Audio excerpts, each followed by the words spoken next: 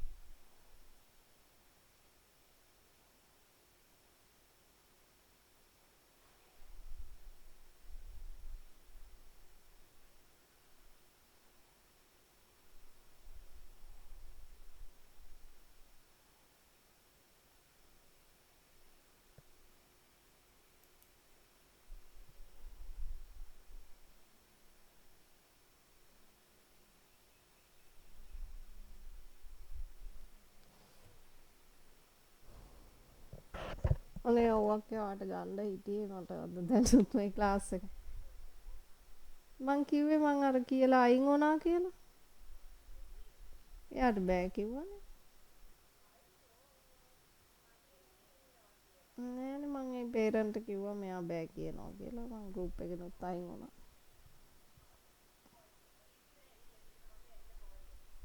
හරි හරි. ඕකේ හරි.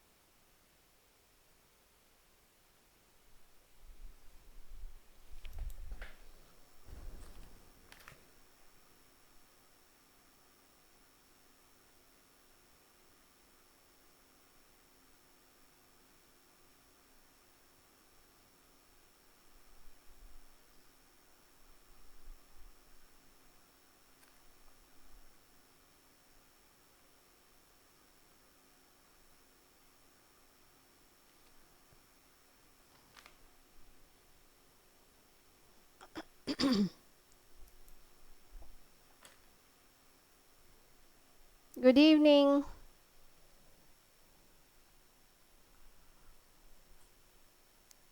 Good evening, ma'am. Good evening, teacher. Good evening, all of you. Right. So, welcome you all to the studies in year 2025, which is very important for you all, right?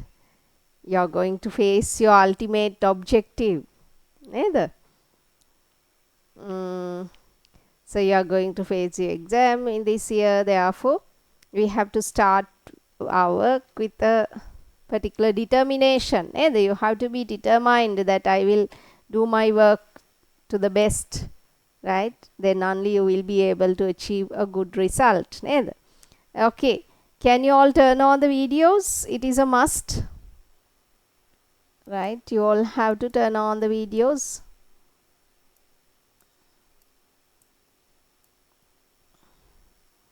Actually, we thought of starting the classes from 11th onwards because most of you are having term tests now. So there were certain requests in all the classes to start the new year sessions after the third term assessments. Right, Hari. So in the coming months, we will do certain cover up sessions. Cover up means always, you know, we are doing something extra. So we'll do. Okay, Hari. So Sinadi, Imaya, Tavindra, Pavani, can you turn on the videos, please? Hari. Pute, so today we are going to start grade 11 work. So what I want you to do is, first thing, that you all have to turn your videos on. If your parents are close by, they can also join for the first few minutes because I want to give these instructions first. Because when you are coming closer to your exam, sometimes you never turn on the video, right? You have to be interactive. This session should be something interactive. You have to respond, you have to ask questions, right? You have to give the answers for my questions as well. I want to see you all. Harida, Nisa, it is compulsory to keep the video on during the session. And the other thing is, now just after from 5 to 7:30 we are having the theory class. Then from 7:30 to 9 we are going to have the paper class. In between you will have about a 10-minute break, right? So then it's over. From Wednesday science session is over, both theory and paper. Tamanad. Yes. If you have anything to ask related to the way that we are going to have the classes, how we are going to discuss the questions, you can ask those things if you want, right? And since there are certain newcomers, if I give a brief introduction about myself, you all know about myself because some of you have joined with me since grade 6. So actually, I have completed my first degree in University of California in biological science, and after that I completed my postgraduate diploma in education. And to be further qualified as a teacher, I completed the Master of Education as well. Then still I am learning. That is being continued. And if I talk about my teaching career, I started it actually I started as a government school teacher in year 2010 from Royal College Colombo, and I was there till March 2024, right? About 14 years, close to 14 years. Then during that period, actually I gained lot of experience in the way that we have to teach. Actually we just got updated, and I took part in a O-level paper marking as well. Actually that makes a teacher completed, because we get a huge experience there. Though we are teaching, that is the place, though we are correcting the answer scripts of the students at school, but once we engage in, once a teacher engage in all level paper marking at least once, it becomes a very big experience, because it is something reading one book and going to library and referring a number of books. That is such comparison is there, because when you are correcting the papers, there is a procedure, big procedure there in O level paper marking. So that is the place where we learn how to guide the students in order to write answers according to a marking scheme, because most of you have the knowledge, right? But you don't know how to express, right? We can see, we have seen how the students have written the answers, but sometimes they won't get marks because that is not according to the marking scheme. So there is a way that you have to write your answers, how you have to build up your answer, how to organize an answer, right? All these things will be taught within especially in the paper class, and in the theory class also we are specifically mentioning these are the things that you have to study, so you know the way that we have done in grade 10 also, right? හරි. ඉතින් ඔය ටික තමයි කියන්න තියෙන්නේ. So you have to give your support by keeping your videos on and responding, right? හරි. Okay. So shall we start with our first unit? We are going to learn about living tissues, both in plants and animals, right? Living tissues. So in grade 7 you have learned about the organizational levels of organisms, right? So here I have shown the organizational levels. You can see starting from the cell, then the tissue, organ systems, and a complete organism. Those are the organizational levels of an organism, right? So we are going to learn about the second level of this organization, tissue. In grade 10 you have learned about the cell in detail, structure of the cell, cellular organelles, their functions, then what else? Then you have learned about cell division, then how the life begins in both unicellular and multicellular organisms, the formation of the zygote, then how the zygote divides and how a cluster of cells occur, then how this cluster of cells become differentiated into different types of cells in multicellular organisms, right? You have learned about cell division, cell differentiation, these things, and the growth of an organism. You have learned these things in grade 10. So here we are going to discuss about the tissue, right? You have learned about organizational levels in an organism. Is the basic structural and functional unit of life. According to the cell theory, you know, the cell is the basic structural and functional unit of life. You can write, I hope you all have got the tute, right? I had shared it. You will learn more about tissues in this chapter. So what is a tissue? Right? What is a tissue?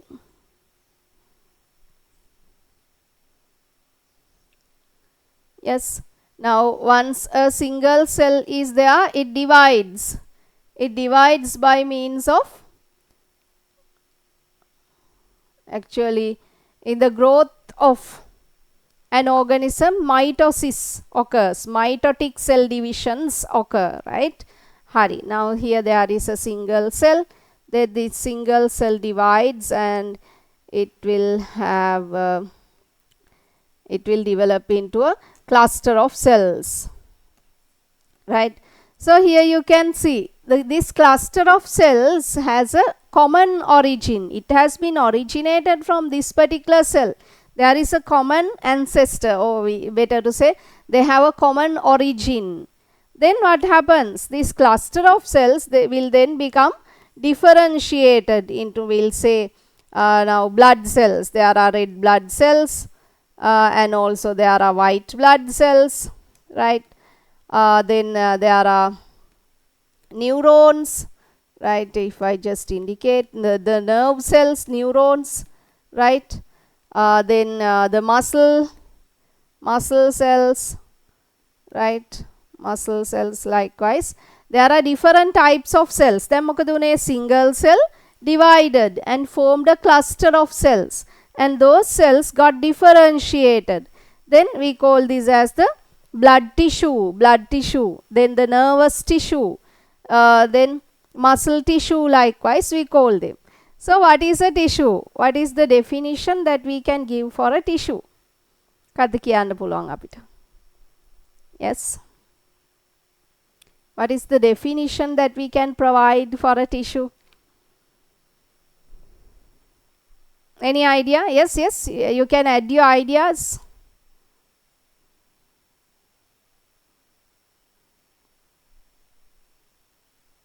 Yes, Tatsara. මොකද හිතන්නේ? What is a tissue? The collection of cells which perform a specific task. A collection of cells. Yes, a collection of cells which perform a specific task. Yes. Now the nerve cell is nerve tissue is responsible for the nerve impulse transmission. Then the skeletal muscle tissue we commonly those are responsible for the muscular movements in the body, contractions and relaxations. In then the blood tissue, it has a different function. Likewise these tissues, epithelial tissue, likewise they have different functions. Yes, so it is a group of cells which has been originated from a common cell, and they have been adapted, they have been specified to perform a specific function. They have a specific function. Actually here we can see even in a cell we found division of labor. The cellular organelles are responsible for different functions. Likewise in a multicellular organism these tissues are also responsible for different functions. That may be one function or more than one. Hari. Now shall we write the definition for a tissue? You can write what is a tissue. It is a group of cells.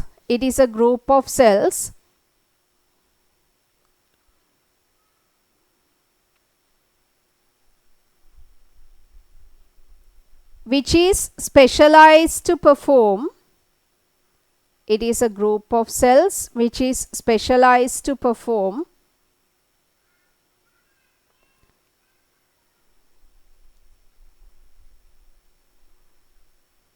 a specific function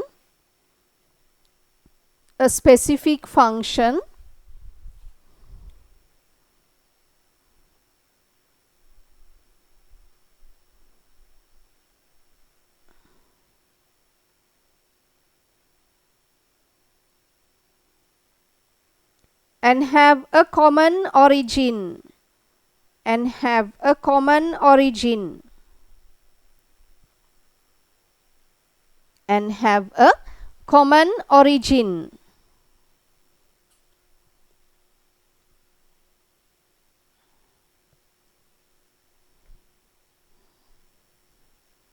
So actually I have shared two tuts because we have divided the lesson into two, plant tissues and animal tissues. First we will consider about plant tissues. Hari. Let's observe plant tissues under the optical microscope. Actually you have observed plant tissues in grade 10. Matakada, you have observed the an onion peel, the cells in an onion peel. Sometimes you may have observed the lower epidermal peel of a rohio leaf. Matakai ne? The steps that you have followed. Matakat didula? Value නැද්ද grade 10 වල? මතකයි. Onion peel එක බලලා තියෙනවා. Then in the case of animal tissues you have observed the cheek cells, human cheek cells. Ne? Hari. So here thin peel of lower epidermis of beetle leaf, thin section of a potato tuber, thin cross section of a stem of a plant like balsam, kudalu, right? Prepare temporary slides using above plant materials, observe them under the microscope, try to identify tissues formed by cells with the help of your teacher. Hari. Here I have given a question. Write down the steps to be followed in the preparation of a thin peel of lower epidermis of a beetle leaf. Right? So, can you write down the steps? ඊළඟට මම අහලා තියනවාද නැහැ. ඔව්. Onion peel එකත් the steps you should be able to remember. Right? These are very common questions. They ask you to write the steps that you have to follow when you are observing the onion peel or cheek cells. Right? Grade 10 වල අපි ලියලා තියෙනවා. I will share a small video related to preparation of the slide. After that you can write down the steps alone. Then I will ask.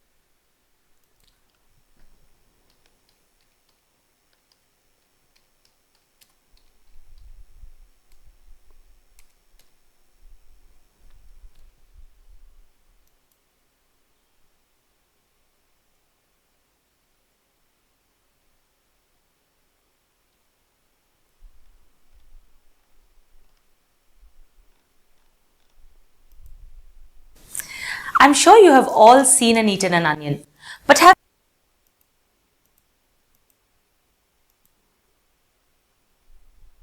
So this will give you an overall idea. Idea means you have already got the idea. You can just revise the things that you have learned in grade 10 in unit 6.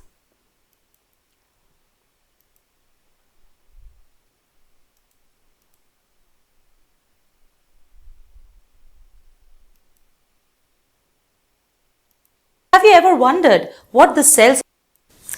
I'm sure you have all seen and eaten an onion, but have you ever wondered what the cells of an onion look like? In this video, we are going to do exactly that. We are going to prepare a slide of an onion peel and observe it under a compound microscope. For that, these are the following things that you would require from your dissection box. We will require clean glass slides, cover slips, needle, a scalpel, forceps, a pair of scissors, onions, a little bit of glycerine, and I am using methylene blue stain to stain the slide. You may use saffronin or any other stain that is available. Now let us start with the work. So first of all, I have taken an onion and cut it into halves, and then I will have to peel out one of the fleshy leaves of onion.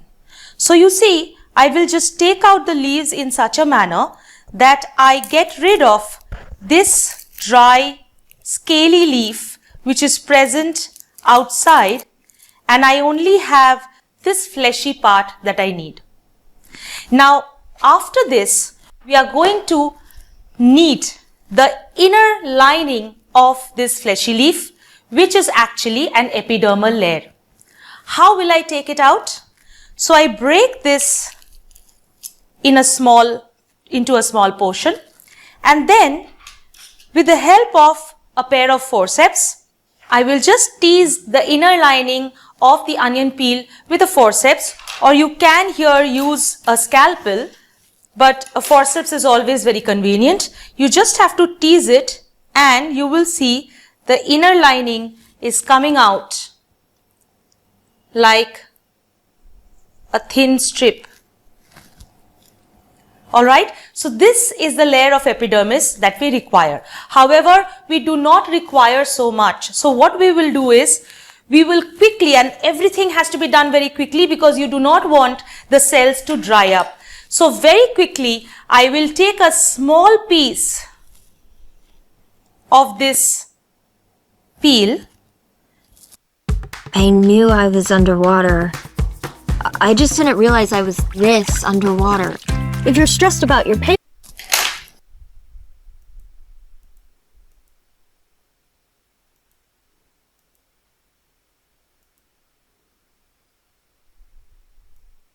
and this much is enough. In fact, this is more than enough.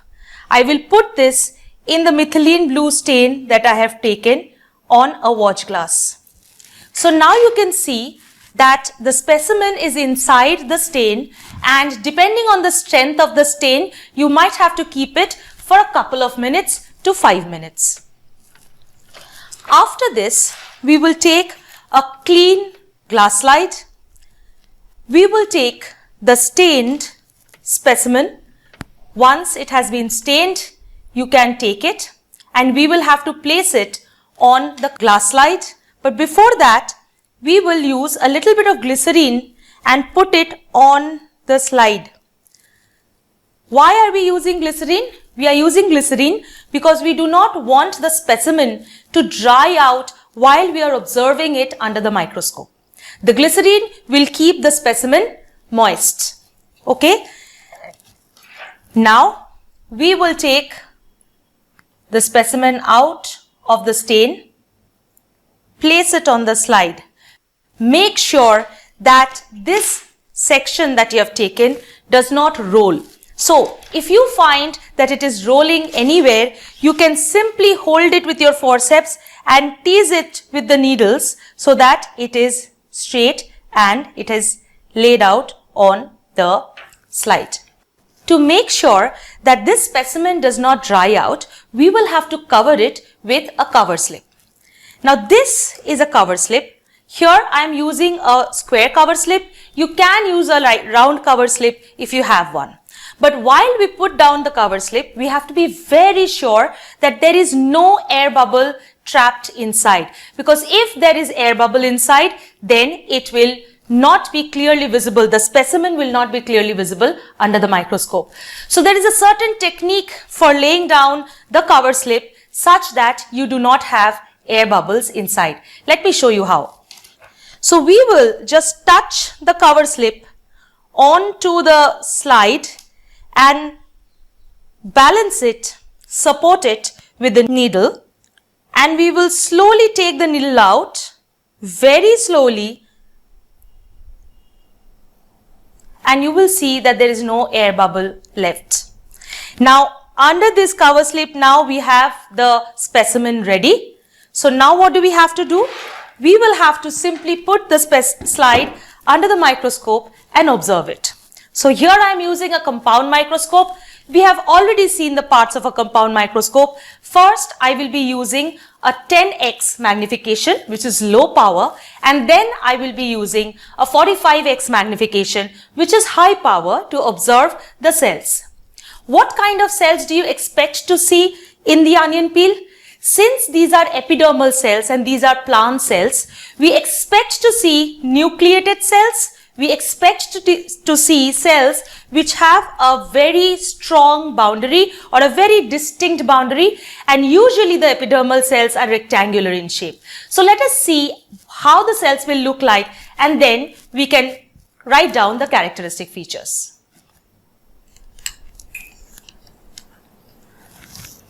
So now I will just focus the microscope. I am using the 10x magnification. I will focus the slide. So here we can see the cells in low power. As you can see, we have seen that these cells have a distinct boundary because these are plant cells, so they have a cell wall. They are living cells, so you can see a clear blue dot inside, which is the nucleus. And what is the location of the nucleus? The nucleus is located towards the periphery of the cell. You also see that these cells are rectangular in shape, brick-like, and are absolutely closely packed because you want an epidermal layer to be closely packed. There should be no gaps so that it can provide enough protection. The cytoplasm has been stained light blue, whereas the nucleus has taken up a dark blue stain. Let us bring this under high power and see if we can magnify the nucleus and the cytoplasm a little further. So you see, under the high power, you see less number of cells. Why? Because when you are magnifying the tissue in a microscopic field, in low power, you see a large area and therefore you can see a larger number of cells. The moment you use a higher magnification, you see a smaller area of the specimen. Although the image is magnified, you see lesser number of cells. But the nucleus is prominent here, so is the cytoplasm. We cannot see the cell organelles because for that we need a much higher magnification, which is possible with the help of an electron microscope. So that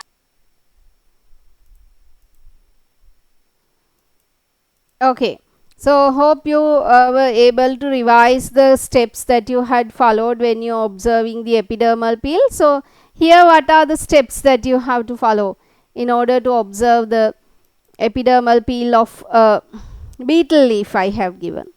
Yes, turn on the videos. Yes, can someone say the steps to be followed when you are observing the cells of an epidermal peel of a beetle leaf?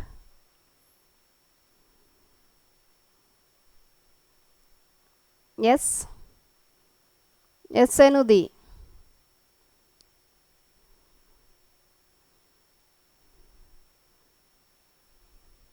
Yes, there are also you have to separate the translucent. There is a translucent layer. Once you scratch the leaf, there is a translucent layer. You can just obtain a piece out of it and transfer it into a petri dish or a watch glass containing water, right? After that, you can transfer that tissue onto a glass slide. You can mount it on a drop of water. In some of the cases, especially in the case of animal cells, they are using glycerine, or we can just mount it on a droplet of water, that is to avoid the drying off of the cells, right? Then actually in the case of a beetle leaf, we don't need to add a stain even, because there is a natural pigment. Since chlorophyll is available, we will be able to see the cells, right? So you have to cover the specimen with a cover slip without allowing any air bubbles. That step is also important, without allowing any air bubbles. And after that, you have to observe it under the low power of the microscope, right? So I am not taking time here to write down the steps. I hope you all can write those steps, since it is a grade 10 part, right? Hari Tasanga or Tasanga, I don't know. Yeah, Ranumita and Pavani, please turn on the video. So it is observable that different cell types are present in living beings and similar cells are arranged together. Similar cells are arranged together. Hari. So we are going to classify the plant tissues. Here it says let's study further about how tissues are organized in plant organs. So you need the prop root of a banyan. This is not banyan, nuga. You know, prop roots of banyan or stilt root of pandanus or stilt root of rampe. Actually here the stilt roots of rampe are shown. So you can obtain such a root. Observe the external view of the growing tips of above roots. So here I have given another image of it. So it is actually visible like this. If we take a longitudinal section, longitudinal, you know, දික්කැපුමක් කියලා කියන්නේ. Now if we take something like this, right, so here if I cut this across this vertical axis, we can call it as a longitudinal section. If I cut it across this horizontal axis, it becomes a cross section, right? Cross section. Okay. We can identify the nature of growing root from the above observation. Growing part is soft and light colored. Growing part is soft and it is light colored. Then mature part is rough and dark colored. This is because of the nature of the tissue. So in the growing part there is one type of tissue, and in the mature part there is another type of tissues. Figure shows the microscopic view of a longitudinal section of such a root. This is a microscopic view. So here this region AA dash, region AA dash, that means this, right, A dash. So actually this part we call as the root cap. So if you observe a rampe root, you will be able to see the root cap here. The root cap is clearly visible in a different color. So region AA dash has cells with the ability of cell division. Actually this is close to the root tip, or what we call as the root apex. So these cells have the ability to divide, right? These cells have the ability to divide. So we call these as meristematic tissue. Meristematic tissue, we'll write later on. Then region BB dash, here BB dash, contain different cell types that are different in nature from cells in region AA dash. Actually these areas contain mature cells. Actually they don't have that much ability to divide. So plant tissues can be divided into two groups according to the ability of cell division. So in AA dash region we identify meristematic tissues. You can write meristematic tissues.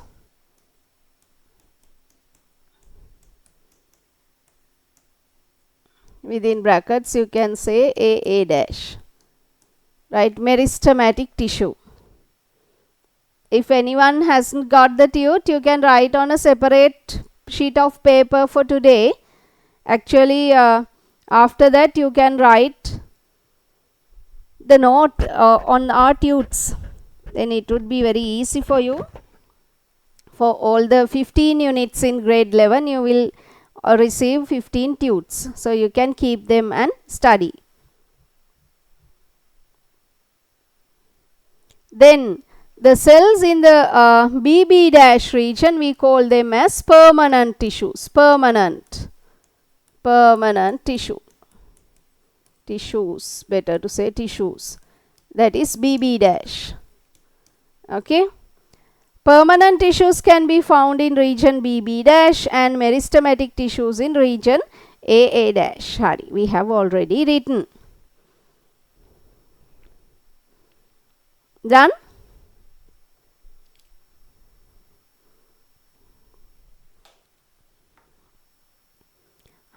Then let's see.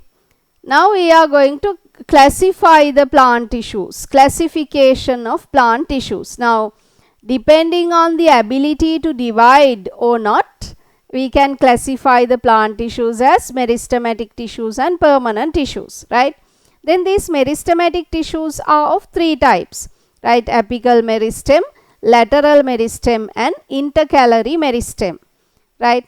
After that, the permanent tissues can be divided into two categories based on the types of cells that are available. If there is only a single type of cells, we call it as a simple permanent tissue.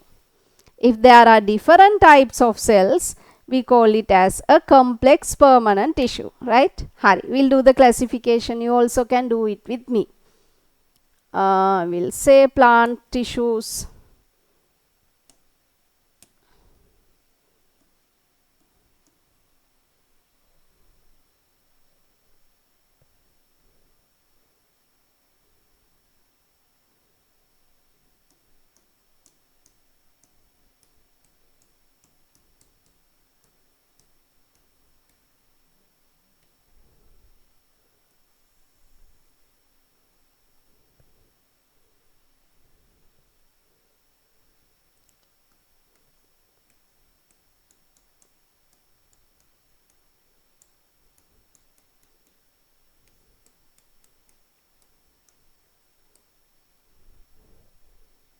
meristematic tissues and permanent tissues.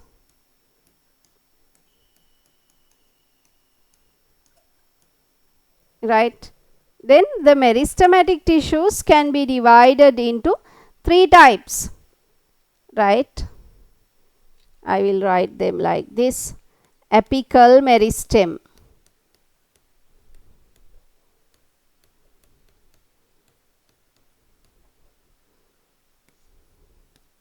lateral meristem,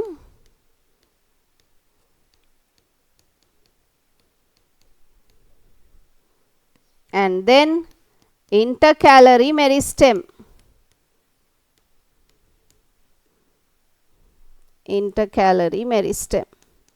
These are the 3 types of meristematic tissues, right? Some of you sent me the marks for the term tests. Actually, those had got good marks, but still there are some more to send me the marks.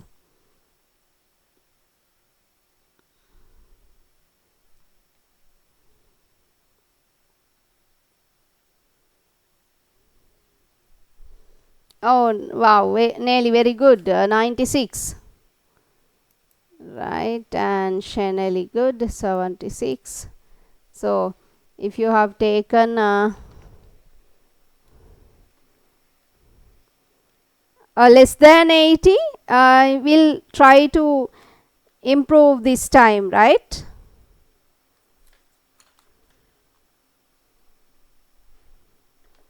You can.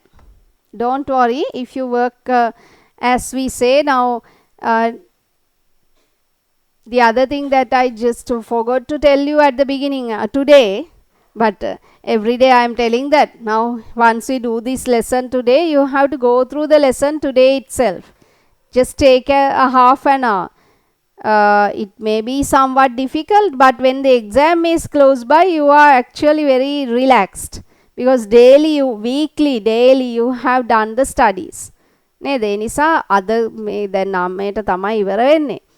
ඉතින් එතකොට dinner අරගෙන දැන් හෙට ඉස්කෝලේ වැඩත් ඇති.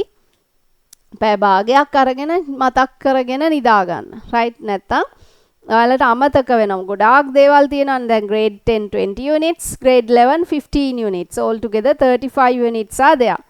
ඒ නිසා exam ලඟ වුණාම කලින් සතිය කරන්න කොහොමත්ම බෑ. නිසා daily you have to do it. So once you revise in that manner, actually it would be very easy for you to remember the things and to face the exams. හරිද? හෙට exam එක තියෙනවා කිව්වත් ගැටලුවක් නැහැ. You are ready. ඒ නිසා එහෙම කරන්න. ඒක හරි ලේසියක් වෙනවා. දන්න නිසායි කියන්නේ ළමයි දැන් exam ලඟ වුණාම සමහර ළමයි එහෙම වැඩ කළේ නැති වුණාම they are under stress. එහෙම වෙන්න එපා. දැන් මේ අවුරුද්ද මුලමනේ කියන්නේ. ගිය අවුරුදු වලත් කිව්වා 6 වසරේ ඉඳන් කියලා තියෙනවා. ඉතින් ඒ විදිහට කරන්න. එතකොට හරි ලේසි. මොකද ඒක වැඩිපුරම ඕන වෙන්නේ grade 10 and 11.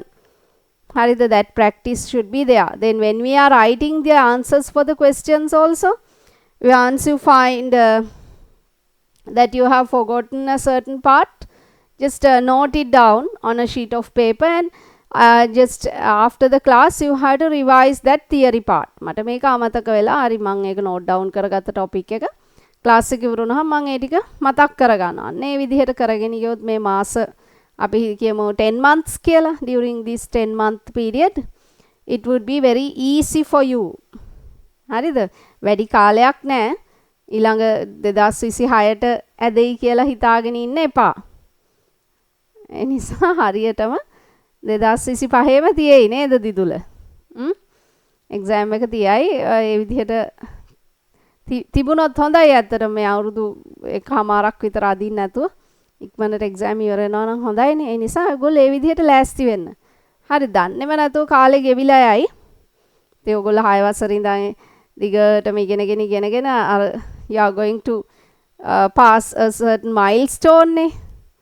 It is not the end of life, but it is a certain milestone that you are also expecting, and your parents also have set a certain set of expectations on you. So you have to fulfill those. එනිසා ඒ විදිහට කරන්න. එතකොට හරි ලේසි. දැන් අද අමාරුයි තමයි අද පොඩ්ඩක් අම්මෝ දැන් පැය 4කුත් ක්ලාස් එකේ ඉඳලා ඊට පස්සේ තව පැය භාගයකුත් ගන්න.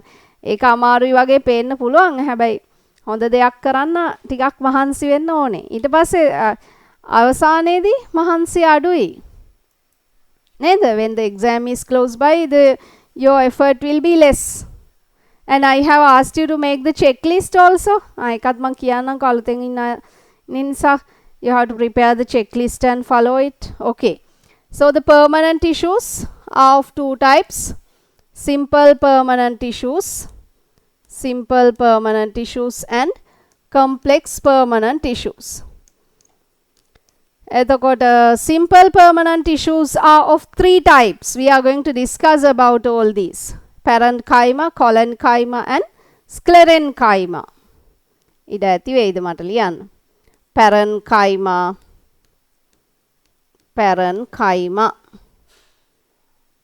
then collenchyma,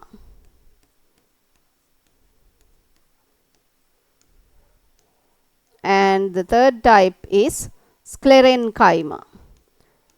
Write correct spellings. Sclerenchyma. Then the complex permanent tissue is also once again of two types, xylem and phloem. Xylem, phloem. We are going to learn about these plant tissues.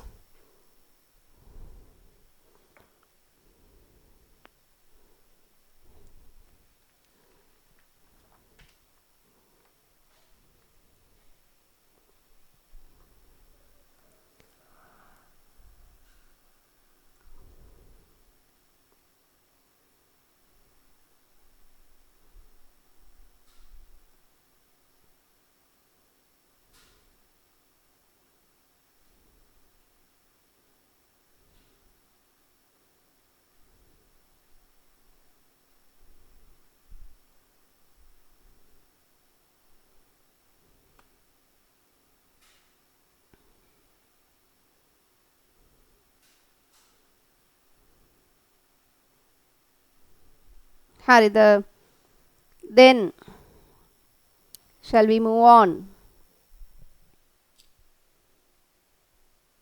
Finish, no? Hari. So we'll move on to meristematic tissues. Right?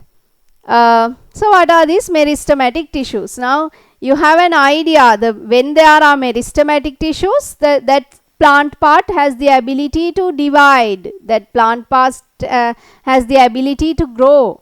Now you know the height of a plant shoot increases because of the cell division that occurs in the apical bud, apical meristem.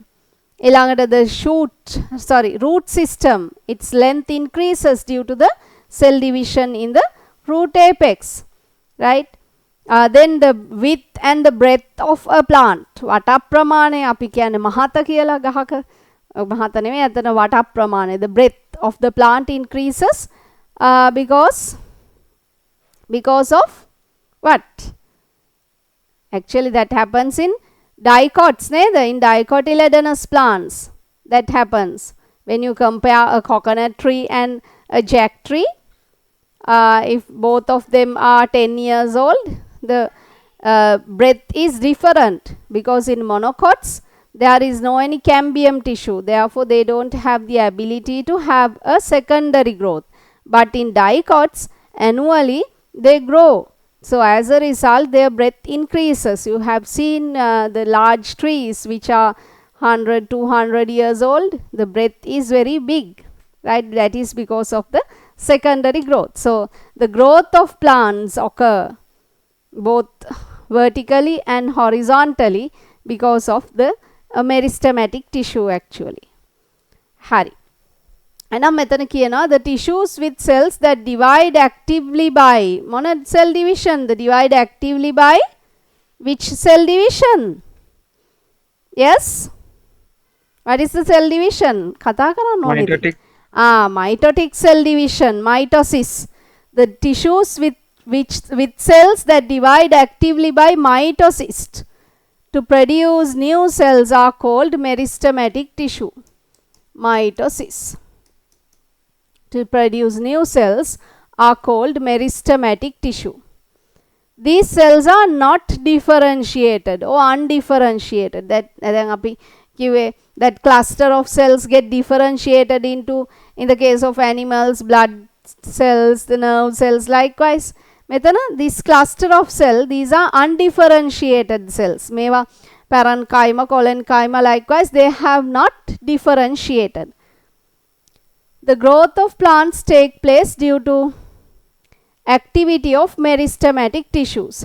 As examples, you can write like this: increase in height of a plant. Increase in height of a plant.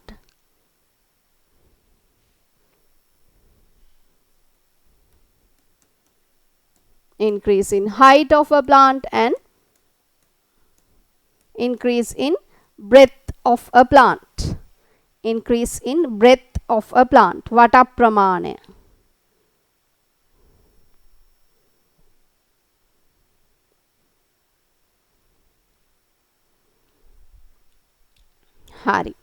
Then you are given the features of meristematic tissues. What are the features of meristematic tissues?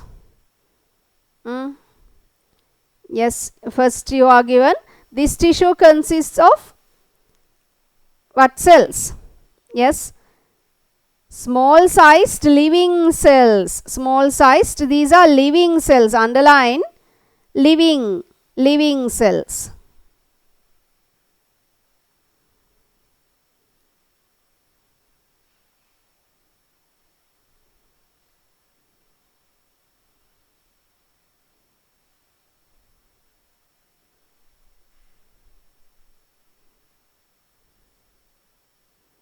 Living cells. Then it says no intercellular spaces or intercellular spaces are not prominent. Now you know what are intercellular spaces. Now when there are cells, among the cells there can be spaces like this. So these are the ones we call as intercellular spaces. Intercellular, among the cells there are spaces. So in the case of meristematic tissues, these intercellular spaces are not that prominent. They may be absent or they may be very small. Then there is a distinct nucleus in each cell. Distinct nucleus is there. In each cell there is a distinct nucleus.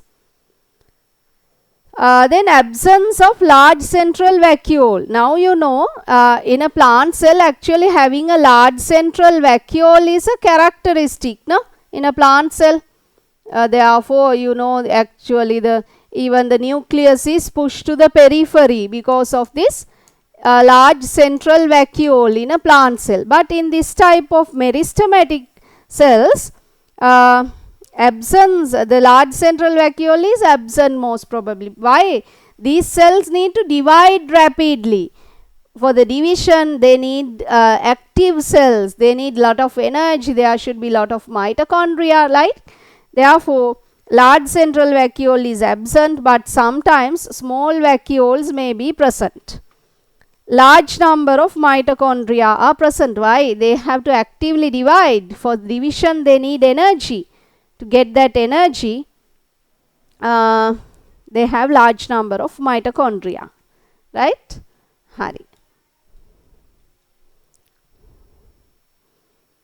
Then right, so here I have given a longitudinal section of a plant shoot system, right? Meristematic tissues are present in specific locations of the plant. They are of three types. What are the three specific locations?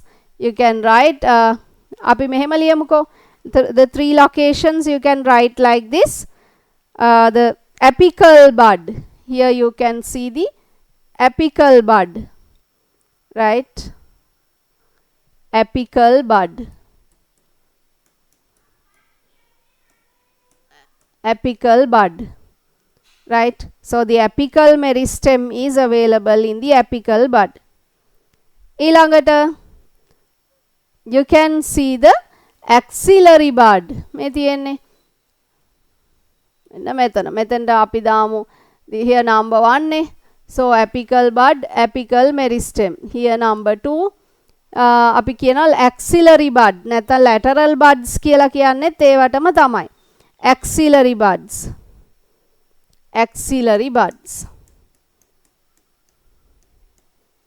Axillary bud. This one. Right? මේ මෙතන පුංචියට තියෙන්නේ. මෙන්න මෙහෙම bud එකක්. Right? That is the axillary bud. Then what is the other one? Actually, those are the lateral meristem. මේ තියෙන්නේ අන lateral meristem නිසා තමයි, because of the lateral meristem the breadth of the plant increases. So for that you can say lateral bud කියලා කියන්න එපා. That is the lateral meristem, right? So the apical bud, due to the growth of the apical bud the height of the plant increases. Due to the growth of axillary or lateral buds මොකද වෙන්නේ? The branches are developed. ඊට පස්සේ due to the presence of lateral meristem the breadth of the plant increases. Especially it is available in dicots. Lateral meristem. Hari. So you can say shoot apical meristem gives rise to what? Shoot apical meristem gives rise to leaves and flowers. Leaves and flowers. Leaves and flowers. Then root apical meristem gives rise to what? Yes, root apical meristem gives rise to, if we talk about dicots, they give rise to lateral roots. Lateral roots, and also to increase the length of the root, taproot. To increase the length of the taproot. Hari, අපි ඒ ගැනත් බලලා ඉමු about the meristematic tissue.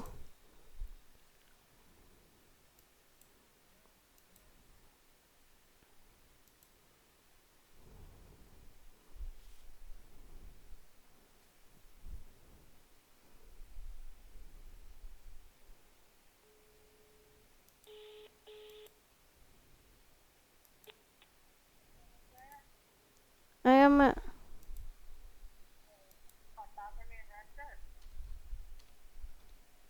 අරයා ගත්තා කිව්වා මං පස්සේ ගන්නම්කො මං class එකේ ඉන්නේ 9ට ඉවර වෙන්නේ.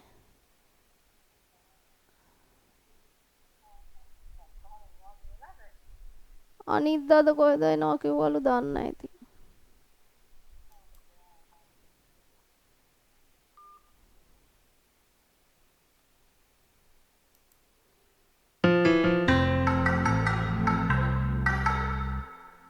In our last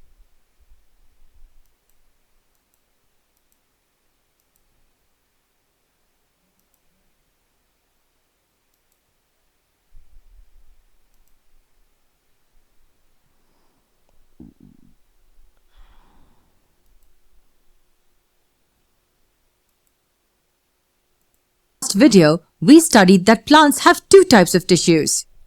Can you name them for me? What are they called? Dividing tissues and non-dividing tissues, right? Absolutely correct. Now let us look at the technical terms for these tissues. In this lesson, we will look at the former type of tissues. The dividing tissues in plants are known as the meristematic tissues. Where does the word meristematic come from? It comes from the Greek word meristos, meaning divided. Well, the main function of this tissue is to divide and help the plant grow. So where do you think you will find this tissue? Exactly. They are at all the places where the plant's parts show growth. And as we just studied, all the parts of the plant do not show growth. Growth is restricted to only certain parts of the plants. What's interesting is that meristematic tissues is named differently based on the part where it is found. And do you know how many such parts of plants have meristematic tissues? 3 different parts. That's correct. 3 different parts have meristematic tissues. The meristematic tissues in each of these parts has different names. Let us look at the 3 main types of meristematic tissues. The first is the apical meristem, the second is the lateral meristem, and the third is the intercalary meristem. Do not be let down by these difficult names. Let me make them easy for you to understand. Apical meristem tissues are found in the growing tips of the stems and the roots. This tissue divides and helps increase the length of the plant. What about the second one, lateral meristem? Do you know where it is found in the plant body? The word lateral means side to side, and this means the girth of the plant. The lateral meristematic tissue divides and increases the girth of the plant. Apical increases the length and lateral increases the girth. This girth of the plant is also known as the cambium of the plant. What about the last tissue type, intercalary? Where is this tissue found? This tissue is found at the base of the leaves or the internodes. These spaces here are known as the nodes. What do you think this tissue will do? They will facilitate the growth of the twigs into branches. As these tissues are very active, the cells in these tissues are filled with cytoplasm. They require a lot of energy and nutrition to carry out the various functions of the tissues. But do you know something interesting? At the initial stages, these tissues are not differentiated into any specific types. Once they divide and mature after completing the growth of the plant, their characteristics change. Then they are differentiated into components of a single tissue. Division of labor takes place only after maturity. Until then, all the meristematic tissues exhibit the same function of simple growth of the plant. If these are the characteristics of the dividing tissues, what about the non-dividing tissues? Let us study them in our next lesson.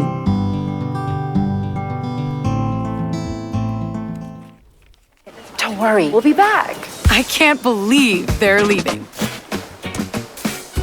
Like, who would ever want to leave this paradise?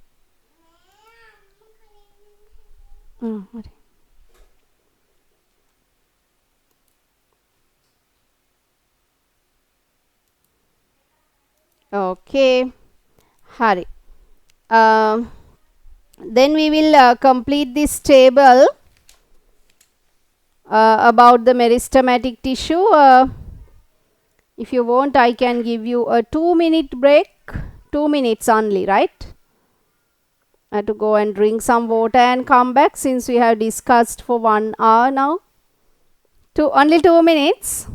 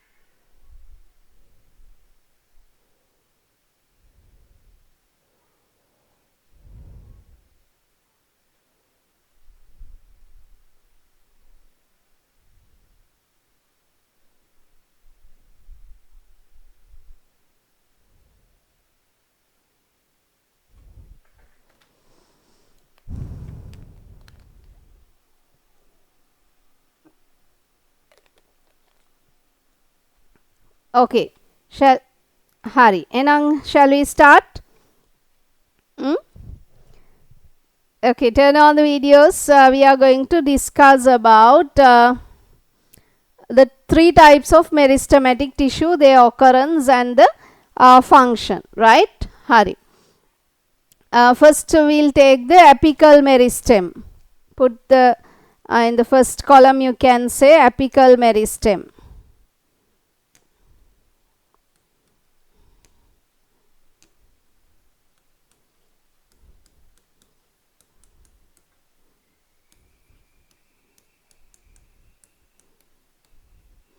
Hari.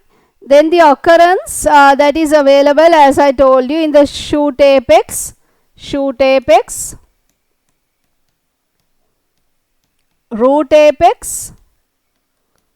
and also in the axillary buds.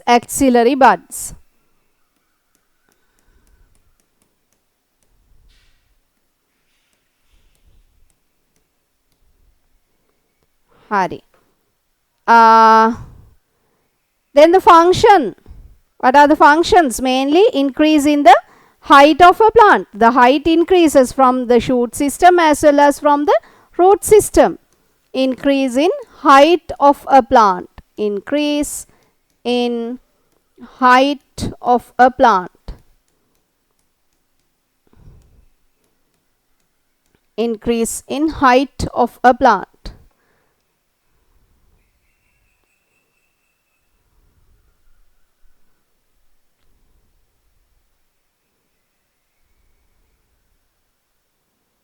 Hari. Then second one that is the intercalary meristem. Apical meristem will take the intercalary meristem. Intercalary meristem.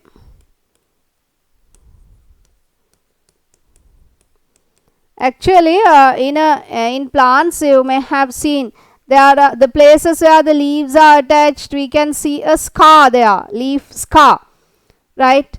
And in between two such places, we can call these as the nodes, right? Nodes.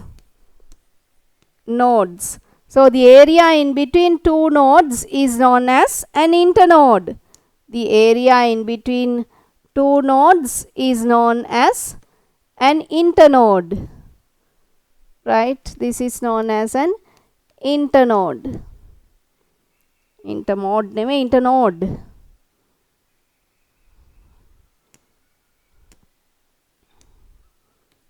Internode. Hari. So this intercalary meristem is available at the nodes, right? Actually, most probably these are available in monocots, right? අර බැම්බූ වල එහෙම හොඳට පේනවා නේද? බැම්බූ වල අපි උණපුරුක් කියලා කියන්නේ නේද? The nodes are clearly visible in bamboo. So in most of the monocots they can be seen, right? So length of the internode increases as the occurrence will say at nodes. So the function is to increase the length of the internode. Increase the length of the internode.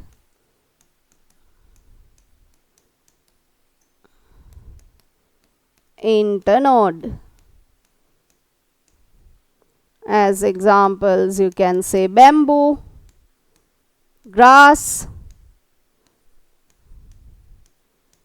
right? You can say in those actually both are monocots, right?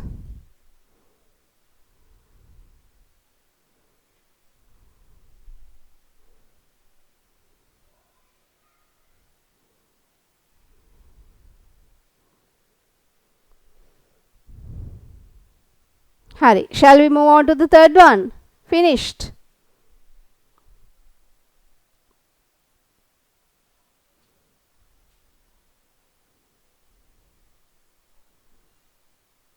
Third one.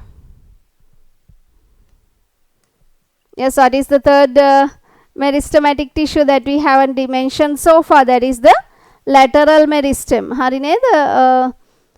Tavindra, Tasanga and Sinadi, turn on the videos please. Lateral meristem, lateral meristem. So this is basically available in dicots. So this is available laterally in the stem and root, laterally in the stem and root.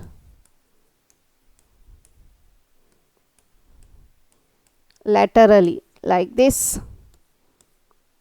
Laterally, if we take a cross section, it is something like this.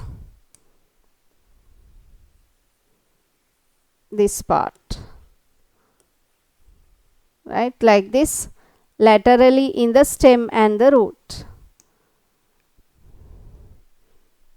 So what happens? The diameter of the plant increases. Diameter of the plant increases, that is the function. Increase in the diameter of the plant. Diameter of the plant. For example, cambium of dicots. Cambium tissue of dicots is an example for this. Cambium tissue of dicots. Hari neda Kavinu?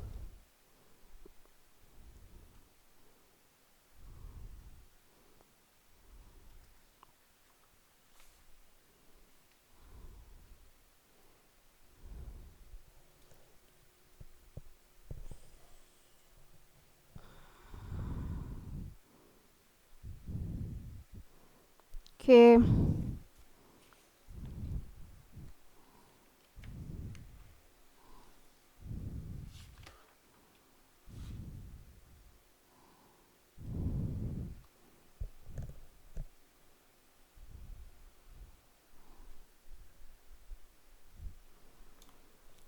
Right. Then we'll move on to the permanent tissues. Permanent tissues, you know, a specialized tissue that lost its ability to divide. It has lost its ability to divide. It cannot divide further and perform a particular function is known as a permanent tissue. They have a particular specific function, right? Do this activity to identify different types of tissues of plant stem. Pumpkin, Tridax plant stem. You know Tridax? I will show you. A glass slide, a microscope.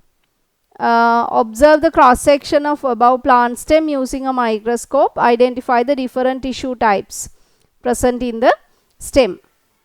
Right?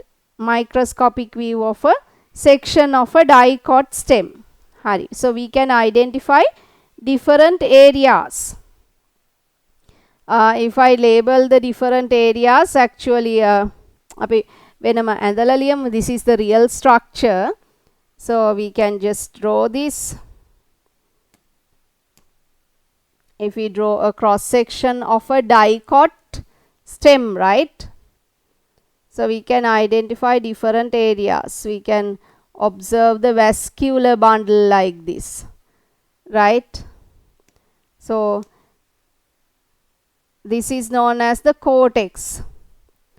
The upper the outermost area is the epidermis. Epidermis. Epidermis. Then inner to that we can identify the cortex. Cortex. Then the middle part is known as the pith. Pith of the plant. Right? Then these are known as vascular bundles. මේවට අපි කියනවා vascular bundle කියලා.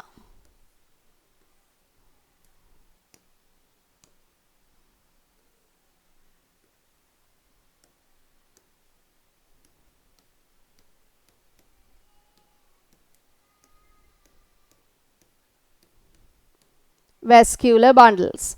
එතකොට මේ vascular bundle එකේ the part මෙහෙමව ගත්තොත් මෙන්න මෙහෙම තියෙන්නේ ඔයගලන්ට you can label it in the same diagram මම මේ වෙනම ඇඳා the outermost part is the phloem then the innermost part is the xylem මෙන්න මෙතන මේ මැදින් separate කරන්නේ කවුද that is the cambium tissue ඔන්න that is available only in dicots මෙන්න මේ cambium ඉන්නේ dicots වල විතරමයි phloem xylem and the cambium the collection of these is known as the vascular bundle you can see the vascular bundle is orderly arranged in a dicot this is different from that of a monocot right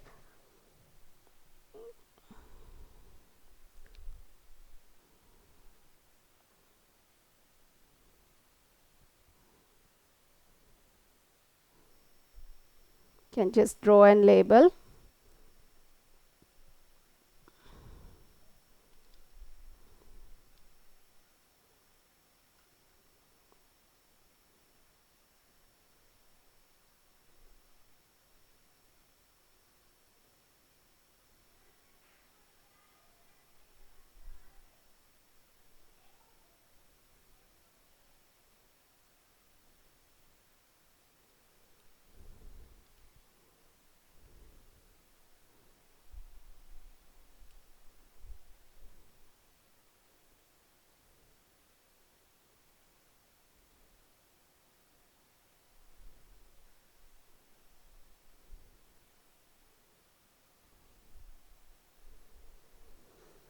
හරි done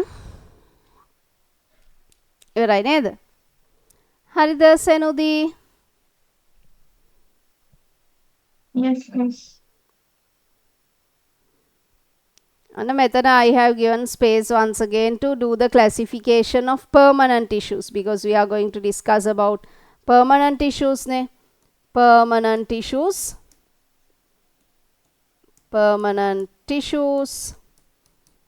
are of two types yes I anolina permanent tissues are of two types simple permanent tissues and complex permanent tissues simple permanent tissues and complex permanent tissues so what is the difference yes in simple permanent tissues that consist of one type of cells consists of one cell type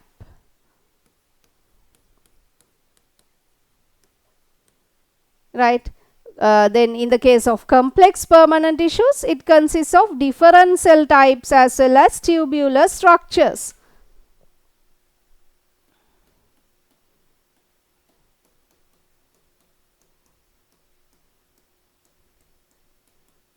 different types of cells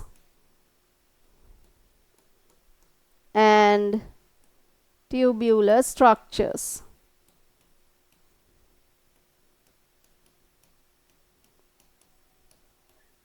different types of cells and tubular structures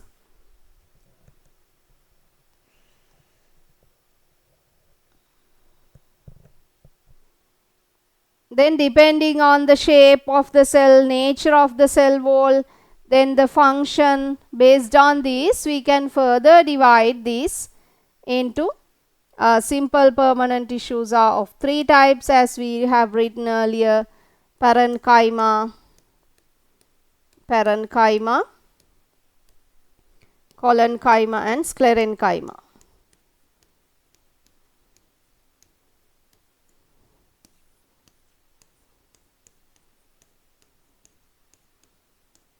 sclerenchyma right then the complex permanent tissue basically on the types of cells as well as depending on the function we can divide it into two xylem and phloem xylem tissue and the phloem tissue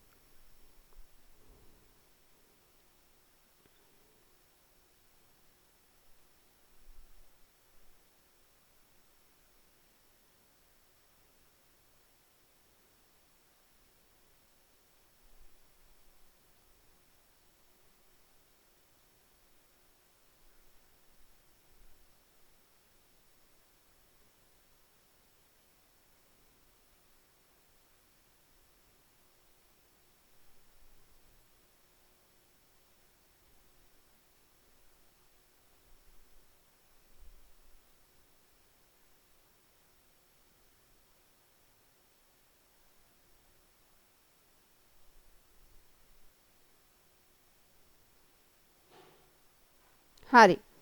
Then shall we move on to the simple permanent tissues then? Right. Simple permanent tissues. The tissue is composed of similar cells.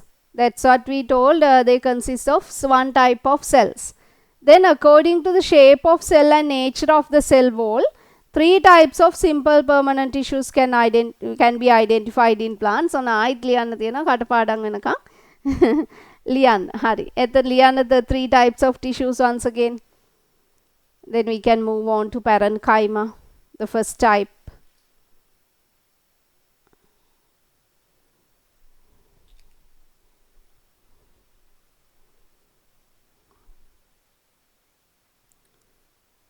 Hari. So parenchyma tissue. So you can see the tissue that forms the soft parts of plants. Then අපි ගොඩක් කලාවට the edible parts, the fruits, yams, in those we consume actually. The storage is done by those parenchyma. Then potato tuber, in the potato tuber that the edible part is consisting of this parenchyma. In fruits we find the storage parts are most probably the parenchyma tissue, right? The tissue that forms the soft parts of the plant body is the parenchyma tissue. This is the most abundant tissue found in the plant. Underline, most abundant tissue found in the plant. Hari. So here in cross section actually they are more or less spherical. මේ අපි ඇන්දොත් පුංචි කැලක් හරි අඳින්න ඔයාලා. මෙහෙම. Right, more or less spherical in cross section. And you can see that there are intercellular spaces as well. And the surrounding cells I can just draw like this. So you can see the intercellular spaces. The cell wall, intercellular spaces as well as the nucleus. If I indicate the cell wall,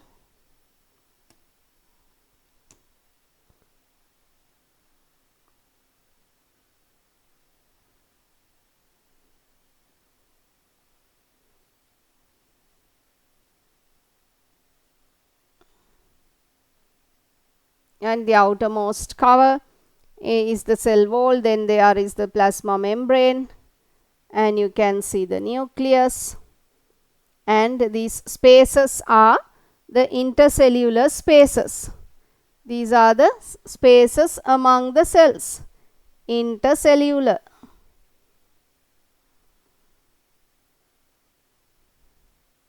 Then intercellular spaces you can see like this.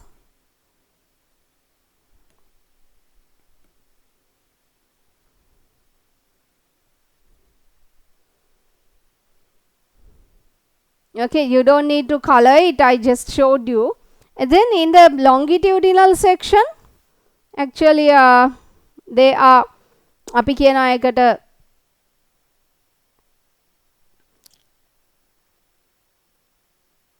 we can't say yes, elongated cells කියලා කියන්න පුළුවන්, elongated, but they don't have tapering ends. අර bricks වගේ තමයි තියෙන්නේ මේ. They are elongated, longitudinal section. Hari. So what are the features that they have given? What are the features? Parenchyma tissue consists of living cells. Very important. Living cells. Highlight or underline. The cells are isodiametric or spherical in cross section, and they have a large central vacuole. A large central vacuole is also there. Therefore, the nucleus is pushed to the periphery. Large central vacuole is there. Nucleus is present peripherally in the cytoplasm because it does not get enough space because of the central vacuole. Then the cell wall is thin and made up of cellulose. Underline, thin cell wall and it is made up of cellulose. You know, cellulose is the main component in the cell wall. Then intercellular spaces are present in parenchyma. So where are they located? Parenchyma tissue, where is this located? So you can say actually it is available everywhere.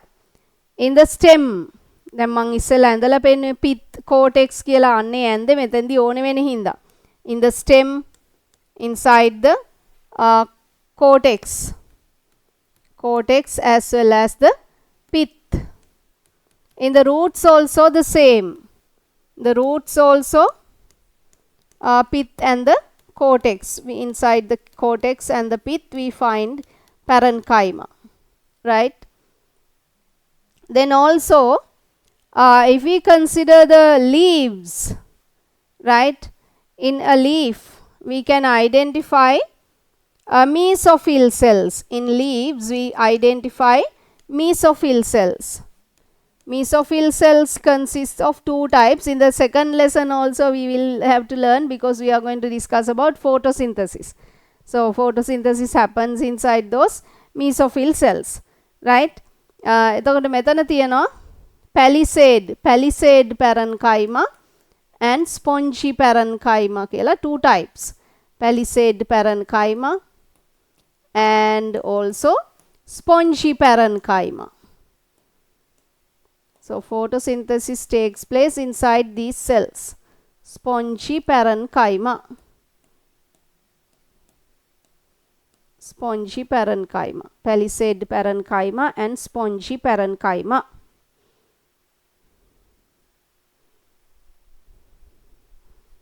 Okay.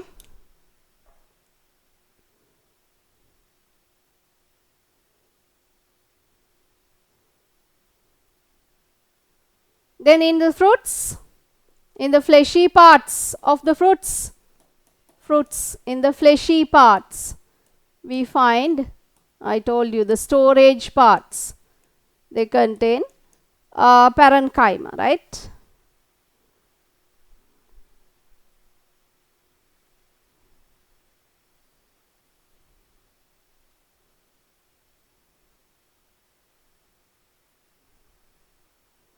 Then in a seed there is an area known as endosperm. Endosperm, actually it provides the nutrients for the growing embryo. You know, when the seed germinates, right? So there is a part known as endosperm in seed. So there also we find the parenchyma tissue. So you can see it is distributed in wide range of locations. නේද? Parenchyma.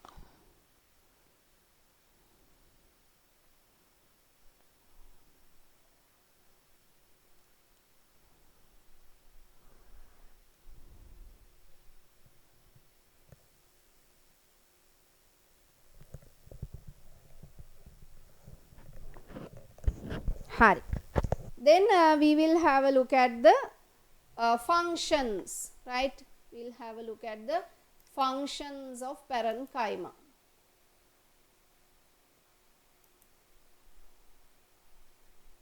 If I change like this, am I clearly audible to you now? I just changed the speaker. Yes, am I clearly audible to you? Yes, Didula. Tatsara? Teacher, Yes, Tatsara. I can only hear softly. I cannot hear very clear. Earlier Not loudly. it was clearly Earlier it audible. was loud, but now the loudness Islamu of nahe it. hariyata? Yes, teacher. Then? Less loud than the previous. Hari, okay. Now? Still the same. Same. Okay, okay. Hari. I will. Then hang on. Now you can hear, no? Yes, teacher. Hari. Okay. So I have to change my microphone. It is very difficult to have this. That's why I tried to change it. Okay, the functions functions of parenchyma. Hari.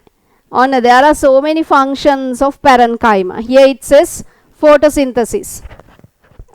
Palisade and spongy mesophyll. I told you. Spongy parenchyma කියලා කියන්නේ අපි palisade parenchyma and spongy parenchyma, for both of these we tell mesophyll cells, right? In plant leaves contain chlorophyll. Here you can say chlorophyll within chloroplasts. Photosynthesis takes place within these, where? Within these mesophyll cells. Mesophyll cells. Photosynthesis takes place within these mesophyll cells. Hari. Photosynthesis is one important function of parenchyma. Then food storage. Food is stored in some parenchyma tissues and they are called as storage tissues. එතකොට අපි කිව්වේ දැන්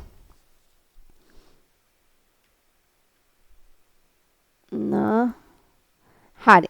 So we mentioned about the edible parts of fruits, the tuber of potato, right? You can say potato tuber.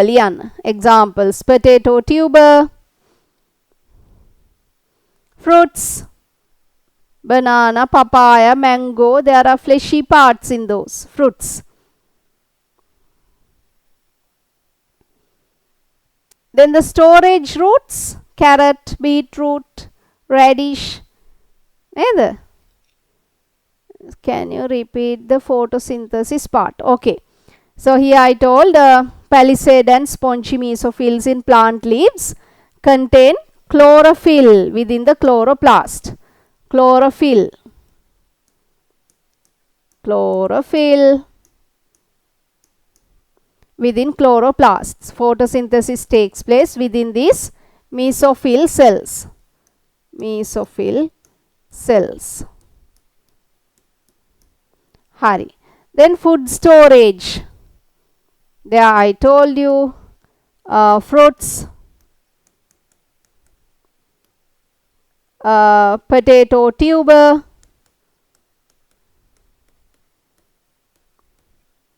then storage roots. So in carrot, beetroot, the taproot stores food, right?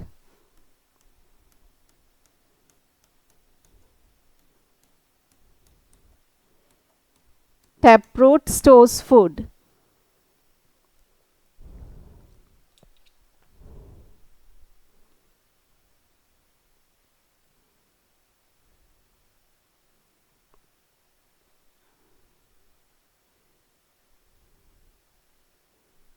Then storage of water. Water storage. Especially xerophytic plants store water in parenchyma tissue. Aloe vera, very fleshy leaves are there, ne? Aloe vera. ඊළඟට bryophyllum අක්කපාන. Bryophyllum කියන්නේ අක්කපාන. Cactus cladode, patok cactus. Thus there are very fleshy leaves because these are adapted to live in xerophytic or very harsh environments where there is less amount of water. Therefore, they are adapted to store water. This storage is done by the parenchyma tissue. Harine? Parenchyma.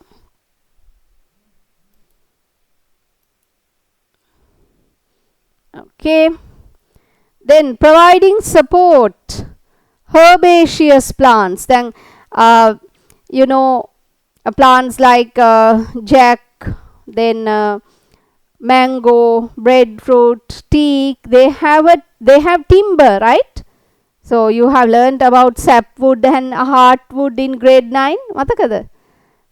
So not like those plants. ඒගොල්ලන්ට වතුර ටිකක් අඩු වුණා කියලා they don't get withered. Jack, breadfruit, mango, they don't get withered when they lack water. But what about herbaceous plants like balsam? They get withered. මැලවෙනවා නේද වතුර ටිකක් නැති වෙච්ච ගමන්. They absorb water into the vacuoles of the parenchyma cells. Then the cells become turgid. අර නිකන් අපි ගමු polythene bag එකකට you have put less amount of water and you have filled the polythene bag with water. So the one which is filled, it is very rigid, ne? Likewise, when the vacuole of the cell is also filled with water, it becomes turgid and provide a mechanical support to these herbaceous plants. ඒගොල්ලන්ට වතුර නැති වුනහම මැලවෙන්නේ ඒ නිසා තමයි. The mechanical support is not there when they don't receive water. Giving buoyancy to aquatic plants. Buoyancy කියන්නේ the ability to float. දැන් ඔයගොල්ලෝ බලලා තියෙනවාද ඔය මොනවාද? Water lily, blue water lily, lotus water lily වල තමයි ගොඩක්ම තියෙන අර the petiole stalk එක හරි flesh spongy නේ නැද්ද? දැකලා තියෙනවා නේද? It is very spongy. අර මෙහෙම අපි මිරිකුවොත් එහෙම if we squeeze it water comes out. There and if we observe a cross section we can see there are spaces. අනිත් දවසේ නෙළුම් මලක් නෙළුම් වලට වඩා ඕලු නිල් මානෙල් ඒ වගේ පේනවා අර this inside the stalk it has a spongy nature. There are air spaces. අපි ඒවට කියන aerenchyma කියලා. Parenchyma storing air, then we call them as aerenchyma. So giving buoyancy to aquatic plant, that is why those leaves, flowers, they are having the ability to float on water. ගහේ යට ටික මඩේ තියෙන්න පුළුවන්, හැබැයි the other parts are the leaves, flowers, they are floating on water. The buoyancy is given because of this aerenchyma. Lotus, you can say water lily, olu, blue water lily. මේ තියෙන්නේ මේක අපිට second unit එකේදී ආයිත් ඕනේ වෙනවා. A cross section of a leaf. එතකොට මේ තියෙන්නේ the upper cuticle in not in all but in most of the plant leaves there is a cuticle, right? That is to actually that is a mechanism and adaptation to conserve water. ඊට පස්සේ below that there is the upper epidermis. This is the upper epidermis. Then just below the upper epidermis මේ දත් ටිකක් වගේ තියෙන like teeth, those are palisade parenchyma. ඊට පස්සේ just below the palisade parenchyma you can find spherical shaped ඒවට අපි කියන spongy parenchyma නැත්නම් spongy mesophyll cells කියලා. Then here this is the lower epidermis. මෙතන මේ vein එකකුත් පෙන්නලා තියෙනවා. The vein consists of both xylem and phloem tissues. ඒක අමතක කරන්නකෝ. ඊළඟට among the epidermal cells we find the guard cells නේද? There are guard cells. මේ තියෙන මේ මෙතන stomata කියලා පෙන්නලා තියෙන stomata is made like this. So there are bean shaped guard cells in dicots. මෙන්න මෙහෙම guard cells තියෙනවා. So in between two guard cells there is an opening, that is what we call as the stomata, the stomatal pore. It is important for the exchange of gases. Gaseous exchange occurs and this contain these also contain chlorophyll. ඒක parenchyma වලට අදාළ නැහැ. මෙන්න මේ දෙන්න තමයි palisade mesophyll and spongy mesophyll. These two are මොනවාද? types of parenchyma. හරි? Palisade and spongy types of parenchyma. හරි නේද? That is about parenchyma. දැන් ගොඩක් කතා කරලා මහන්සිනේ ඔයාලට.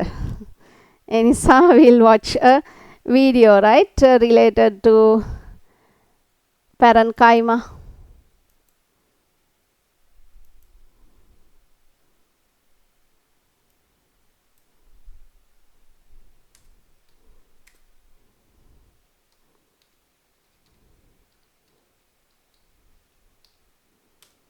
Didula, is your term test over? It ended today. It ended today? Yeah. Oh.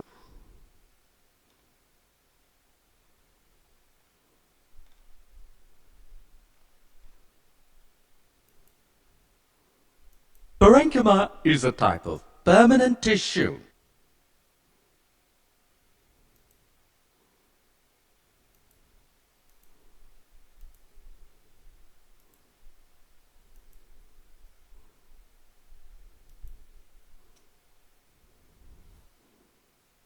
Kavino, what's your school, both? The others I know. Yanul, your term test is over, ne? Yanul and Tatsara. Yes, miss. Hari. Yes, teach. Kavino, what's your school, both? Miss Royal Institute in England. Ah, okay. Did you have your grade 10 third term test? Yes, miss. Earlier. Okay.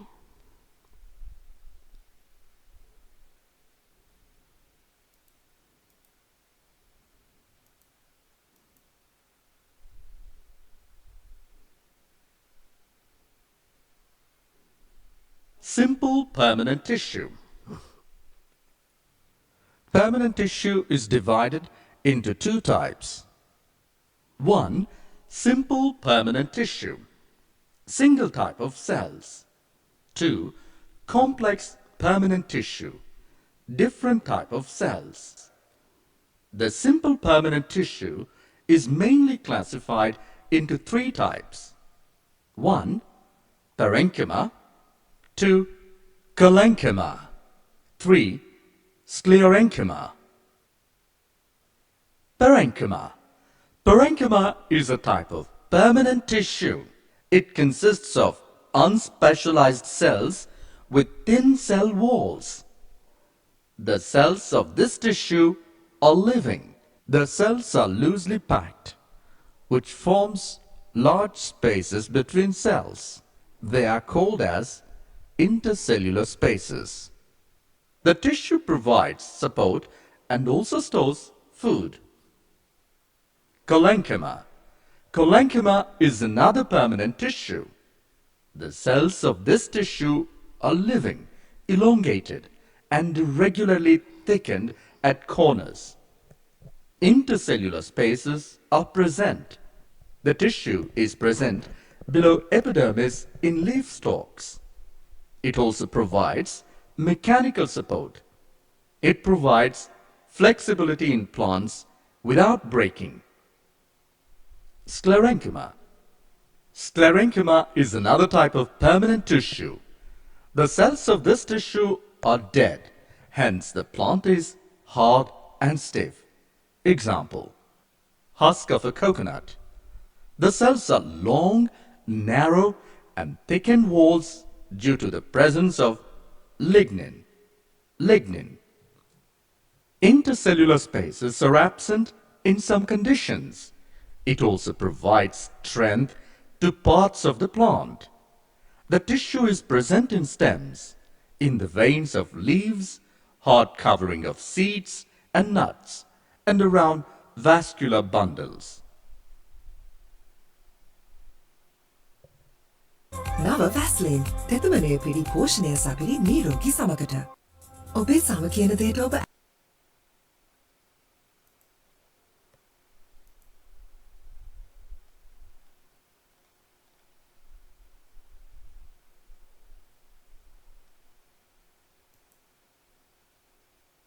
parenchyma.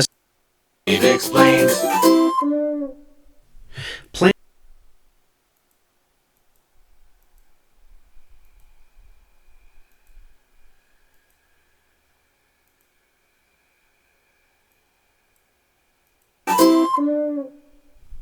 Plants are living organisms, so like any other organism on the planet, we know that they must be made of cells. And more importantly, plants are rather large multicellular organisms, so we should say they are made specifically of eukaryotic cells, just as all multicellular organisms are.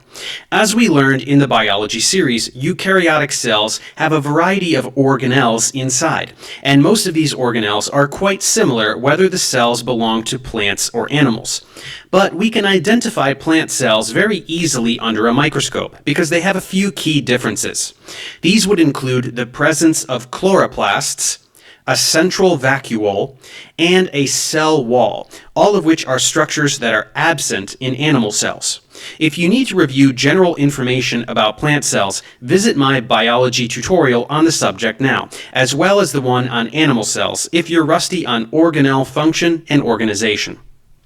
Now, with the basics regarding plant cell structure understood, we need to get more specific.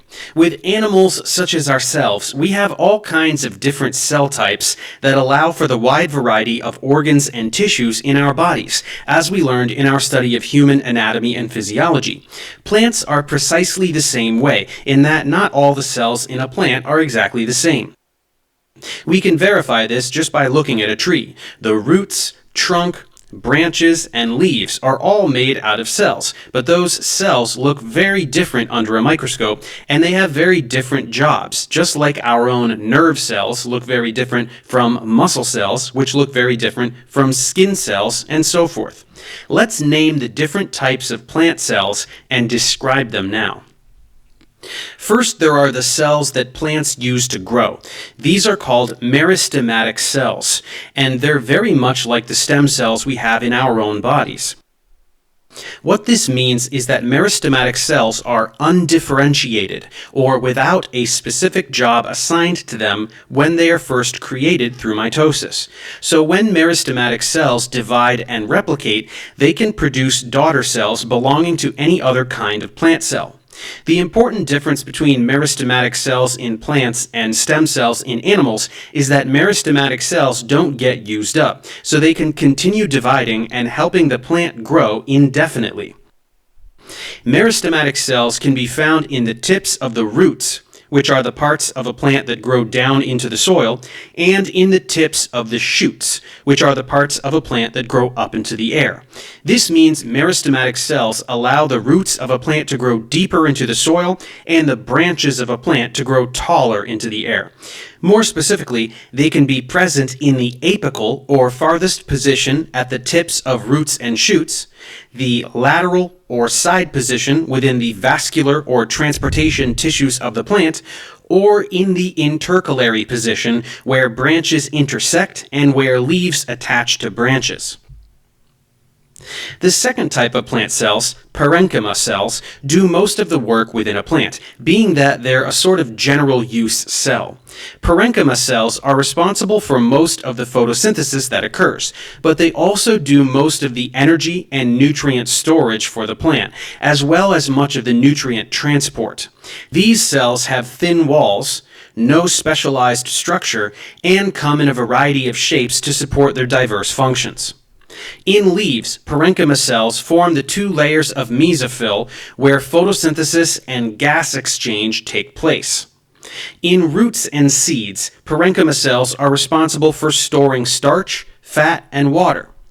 Parenchyma cells also make up most of the structure of a fruit, and they create new structures to heal areas where a plant has been wounded. Collenchyma cells are the third type of plant cell, and they're a kind of backup system for the plant. These cells can contribute to photosynthesis and nutrient storage, but the most important job for collenchyma cells is providing flexible structure to the plant. Collenchyma are long cells that have thickened cell walls, meaning that when they're in a group, they act to make that part of the plant stiffer. You've probably eaten collenchyma cells before. In fact, the strings in celery are collenchyma cells.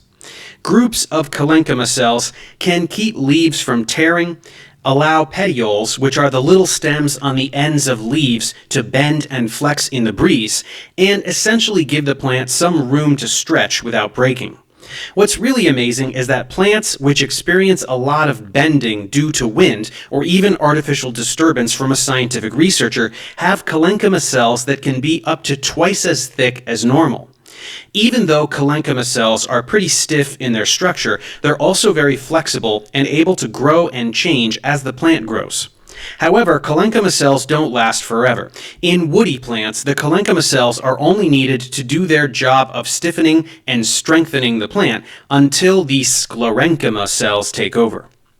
The final type of plant cell, as we just mentioned, are the sclerenchyma, and these are a little different from the first three. Though sclerenchyma also have thickened cell walls like the collenchyma, the real difference is that sclerenchyma cells are dead and found in parts of the plant that are no longer growing. These sclerenchyma cells provide the most support for the plant by creating woody tissue in stems and trunks. Sclerenchyma cell walls contain lots of cellulose and lignin, which are both complex biopolymers that are difficult to break down, so they last a long time. These structural cells can be arranged in two basic ways. Sclerenchyma fibers are stretched lengthwise in a plant stem and provide most of a plant's support. These fibers are also what people use to make rope and fabric out of plants, such as flax, jute, and hemp. The other group of sclerenchyma cells are the scleriids, and they're much more versatile. These scleriid cells are what make up the shells of nuts, the hard coatings of seeds like those found in peaches and plums, and many other hardened structures in a plant.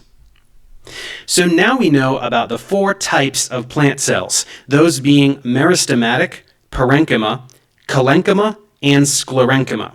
But cells don't really function individually inside a plant. Instead, they clump together to form tissues with different jobs. This means that tissues are what we will investigate next. Thanks for watching. Subscribe to my channel for more.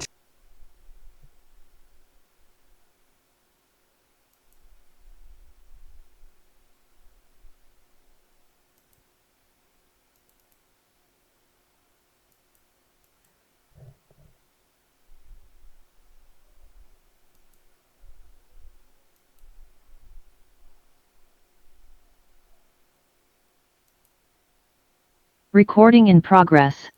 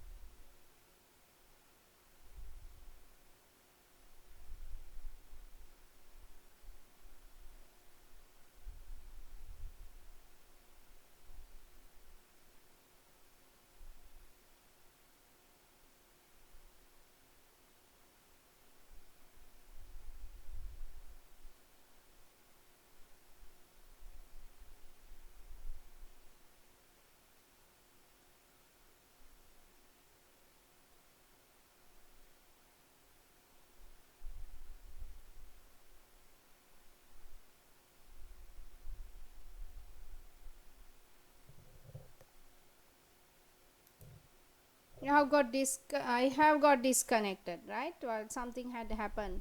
So up to which part did you watch in the video?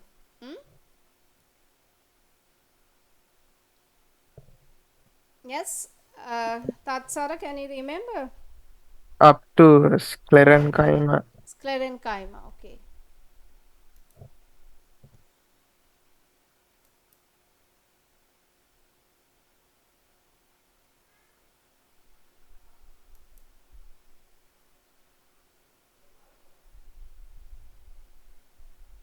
I will share.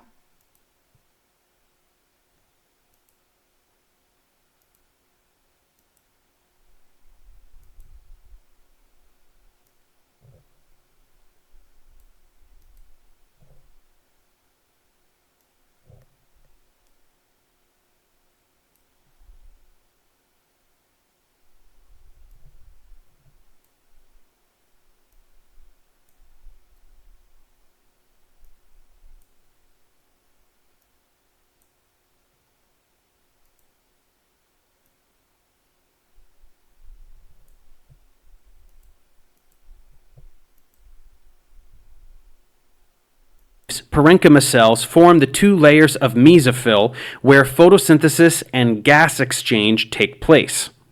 In roots and seeds, parenchyma cells are responsible for storing starch, fat, and water. Parenchyma cells also make up most of the structure of a fruit, and they create new structures to heal areas where a plant has been wounded. Collenchyma cells are the third type of plant cell, and they're a kind of backup system for the plant. These cells can contribute to photosynthesis and nutrient storage, but the most important job for collenchyma cells is providing flexible structure to the plant. Parenchyma are long cells that have thickened cell walls, meaning that when they're in a group, they act to make that part of the plant stiffer. You've probably eaten parenchyma cells before. In fact, the strings in celery are parenchyma cells. Groups of parenchyma cells can keep leaves from tearing, allow petioles, which are the little stems on the ends of leaves, to bend and flex in the breeze, and essentially give the plant some room to stretch without breaking. What's really amazing is that plants which experience a lot of bending due to wind or even artificial disturbance from a scientific researcher have parenchyma cells that can be up to twice as thick as normal. Even though parenchyma cells are pretty stiff in their structure, they're also very flexible and able to grow and change as the plant grows. However, parenchyma cells don't last forever. In woody plants, the parenchyma cells are only needed to do their job of stiffening and strengthening the plant until the sclerenchyma cells take over. The final type of plant cell, as we just mentioned, are the sclerenchyma, and these are a little different from the first three. Though sclerenchyma also have thickened cell walls like the parenchyma, the real difference is that sclerenchyma cells are dead and found in parts of the plant that are no longer growing. These sclerenchyma cells provide the most support for the plant by creating woody tissue in stems and trunks. Sclerenchyma cell walls contain lots of cellulose and lignin, which are both complex biopolymers that are difficult to break down, so they last a long time. These structural cells can be arranged in two basic ways. Sclerenchyma fibers are stretched lengthwise in a plant stem and provide most of a plant's support. These fibers are also what people use to make rope and fabric out of plants, such as flax, jute, and hemp. The other group of sclerenchyma cells are the scleriids, and they're much more versatile. These scleriid cells are what make up the shells of nuts, the hard coatings of seeds like those found in peaches and plums, and many other hardened structures in a plant. So now we know about the four types of plant cells, those being meristematic, parenchyma, parenchyma, and sclerenchyma. But cells don't really function individually inside a plant. Instead, they clump together to form tissues with different jobs. This means that tissues are what we will investigate next. Thanks for watching. Subscribe to my channel for more tutorials.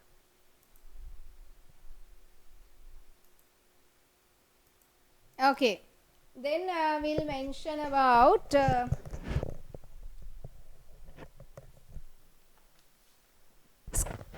as the second one, I think I have given collenchyma. Yes, I have given collenchyma here as the second tissue. Hari. As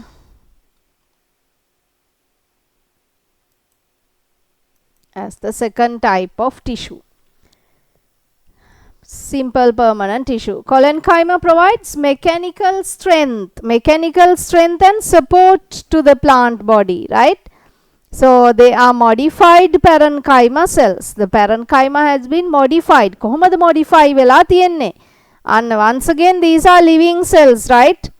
These are living cells. Living cells possess a cytoplasm, nucleus, and central vacuole as usual. But the difference is generally the cells are elongated. ටිකක් දිගටි හැඩයක් ගන්නවා and polygonal in cross section.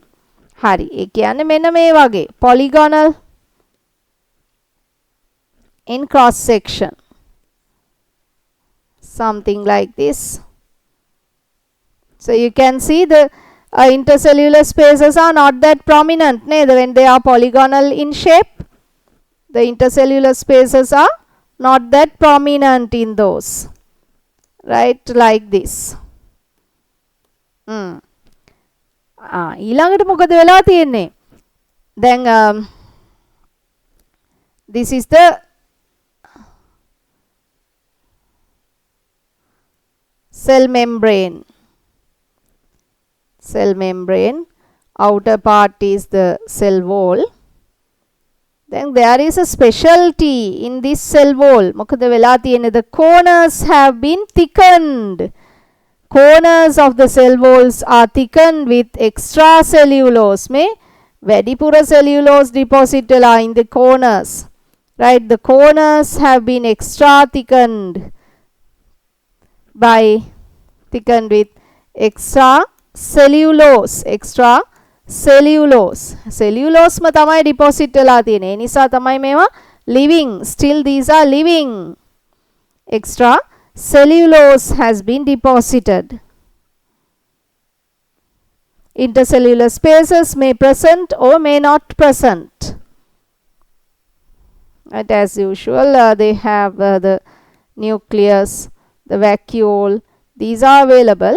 The special feature is the corners are thickened with extracellulose. එතකොට collenchyma වල corners are thickened by extracellulose. You can remember like that. Collenchyma corners are thickened. Right. හරි. Then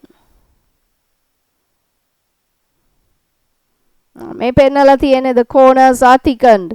Cross section of collenchyma and longitudinal section you can see the cells are elongated. දිගටි. Locations cylindrical tissue inner to the epidermis of herbaceous stems. අපි කිව්වේ something like balsam, right? Just inner to the epidermis we find the collenchyma in herbaceous stems. In the veins of dicot leaves, narrative in the veins of dicot leaves we find collenchyma. Hari. What are the functions? Support. Since the corners are thickened with extracellulose, they can give a good support to the stems. Collenchyma provides mechanical support to dicot plant stem before the formation of wood. දැන් හිතන්නකෝ tiny mango plant කියලා අඹ පැලයක් ගත්තොත් they don't have the wood, no, but still it has got a mechanical support because of this collenchyma tissue, right? This tissue provides support to the plant leaves by collenchyma in what? In veins. Inside the veins, when collenchyma are there, it provides a support to the leaf as well. Then photosynthesis. Chloroplasts are found in the collenchyma of immature dicot stems. Immature dicot stems. Then mango plant, punchi palati wala kanda kola පාටයි නේද? In those plants, the stem is green in color. Therefore, this collenchyma contains chlorophyll. Chloroplasts are there. Inside the chloroplasts there is chlorophyll, so they carry out photosynthesis, right? Even the stem carries out photosynthesis. Hari. Then the third type of simple permanent tissue, that is the sclerenchyma. Sclerenchyma වලට ආවහම වෙනස්. This tissue consists of dead cells. On a parenchyma, collenchyma, both were living. But here, this sclerenchyma consists of dead cells. Right? There are two types of sclerenchyma. මොනවාද මේ තියෙන්නේ? Fiber.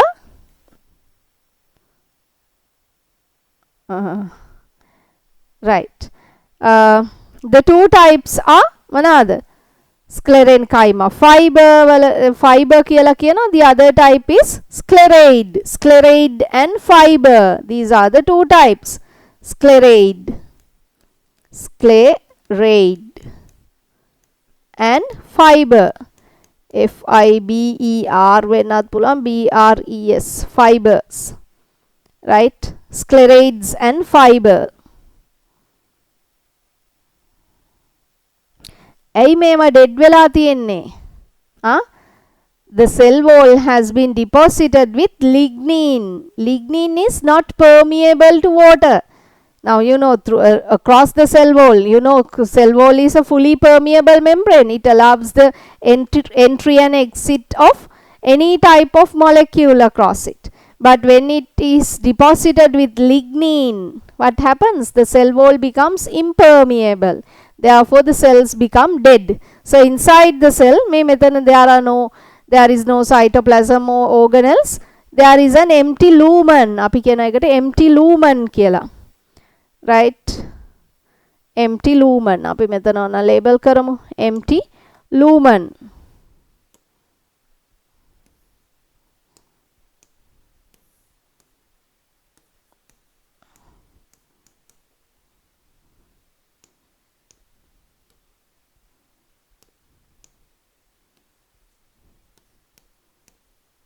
Empty lumen.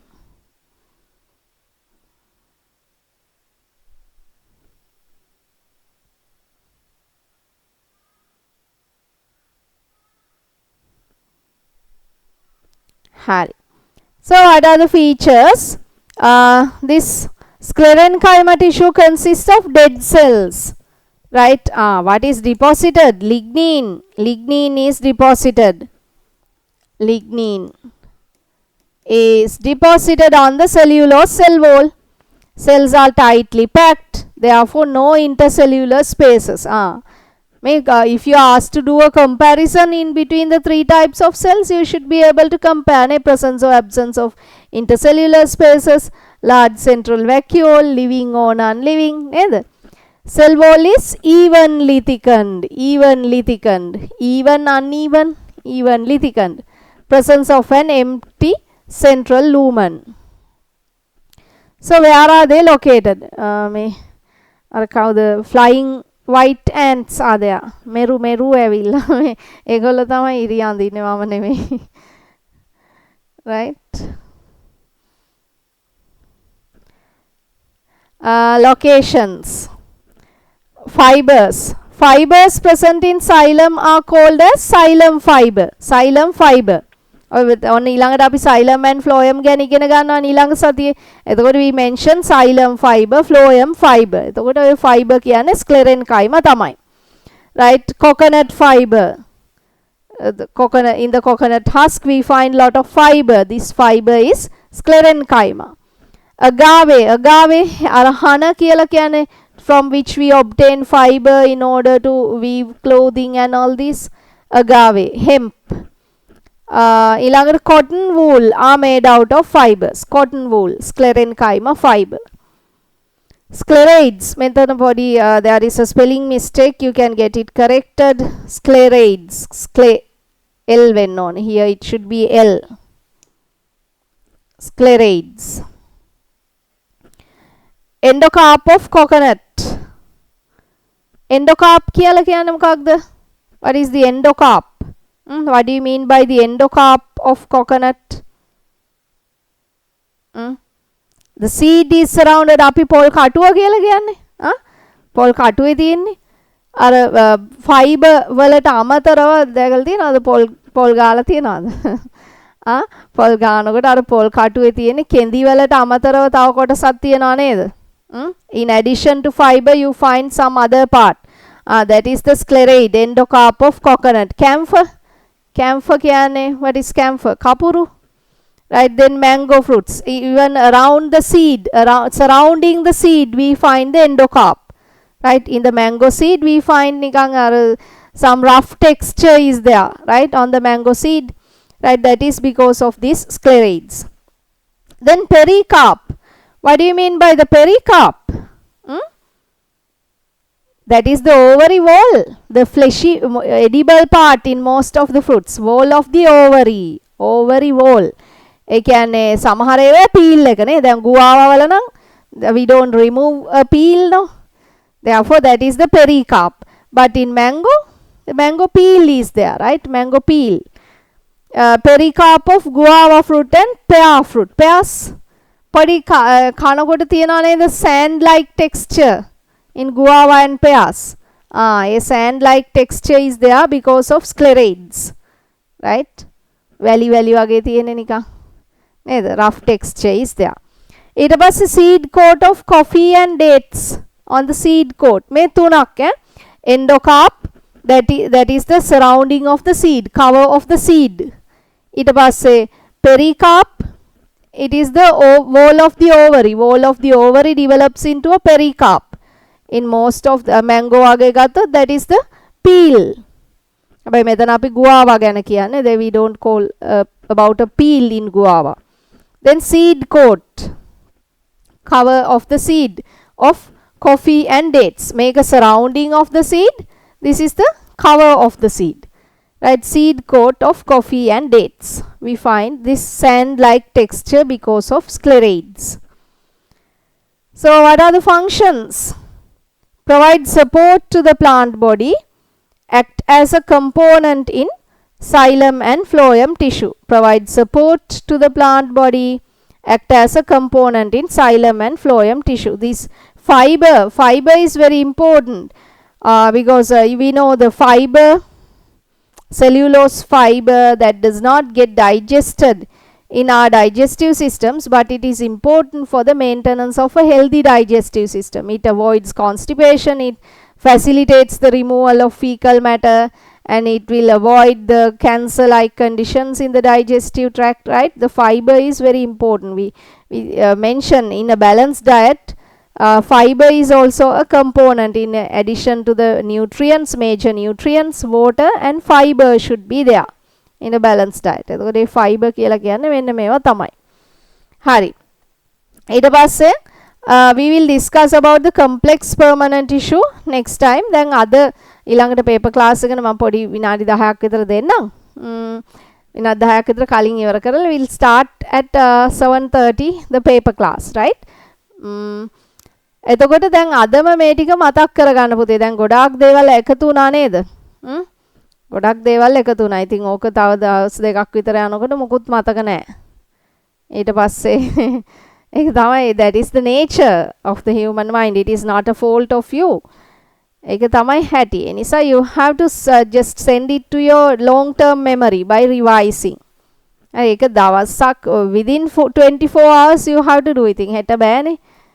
You have to go to school නේ. නිසා අද තමයි කරන්න තියෙන්නේ. or tomorrow early in the morning. වැඩි හොඳයි අද කළොත් එතකොට නිදා ගන්න ගියාම the things will be sent to the subconscious mind නේ. ඒ නිසා අදම පොඩ්ඩක් dinner එක අරගෙන ටිකක් වෙලා ඉඳලා පොඩ්ඩක් බලන්න මොනවද අද දවසේ කළේ කියලා මතක් කරගන්න. then it would be very easy. කරලා බලන්න. එතකොට අම්මෝ පාඩම් 35ක් තියනවා කියලා ලඟ වුණාම දුක් වෙන්න දෙයක් නැහැ. හරිද? මොකද ලොකු පාඩම් තියෙන්නේ. දැන් second unit එක නම් පොඩි, third unit එක very lengthy. Fourth one ටිකක් විතර, fifth one optics. ඊළඟට sixth one you will learn about all the systems in the human body except the reproductive system that you have learnt in grade 10. ඒක ඇරුණාම ඊතුරු systems ටික ඔක්කොම තියෙනවා. හරිද? ඔගේ දිග පාඩම් තියෙන්නේ. ඉතින් එතකොට you have to study on the day itself. නැත්තම් impossible. අර 6 to 9 method එක නම් හරියන්නේම නැහැ. හරිද? ඒ නිසා අදම බලා ගන්න. ඊට පස්සේ in the paper class what I am doing is those who have been already there, you know what is done there. එතකොට we have started to discuss the O level past paper questions. Today also I have shared such a tute. So I will give you time to write the answers and within the class we will discuss. එතකොට there, if you have any problem, if you have forgotten grade 10 lessons, you can just ask. Then we will discuss. හැමෝටම උදව් වෙනවා. ඊට වඩා කතා කරන්න ඕන. අර grade 6 7 වල කතා කරනවා ඉවරයක් නැහැ. 10 11 වෙනකොට කතා කරන්නෙම නැහැ. ප්‍රශ්න අහන්න. එතකොට if you ask a question, මට chat එකට දාන්න, මට දැන් අතෙන්ට යන්න ඕනේ. බලන්න. ඒ නිසා you can just unmute and ask the question. හරි, chat එකට දාන ඒවා සමහර විට මට පේන්නේ නැතුව යන්නත් පුළුවන්, මිස් වෙන්න පුළුවන්. නිසා better to ask the questions. So we'll do it in that manner. හරි. දැන් අදට මම මෙතනින් I will stop the theory class now. So get a small break and join at 7:30 for the paper class. Right? Hari. Okay then.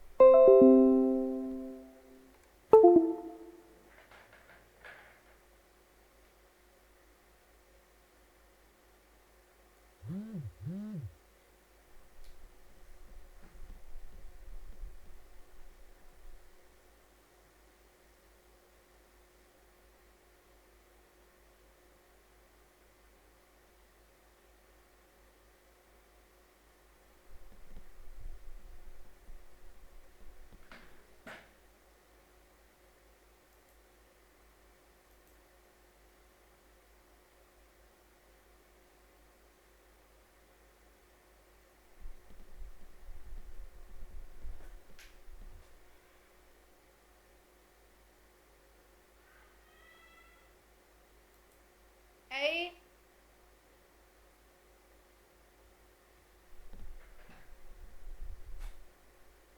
A.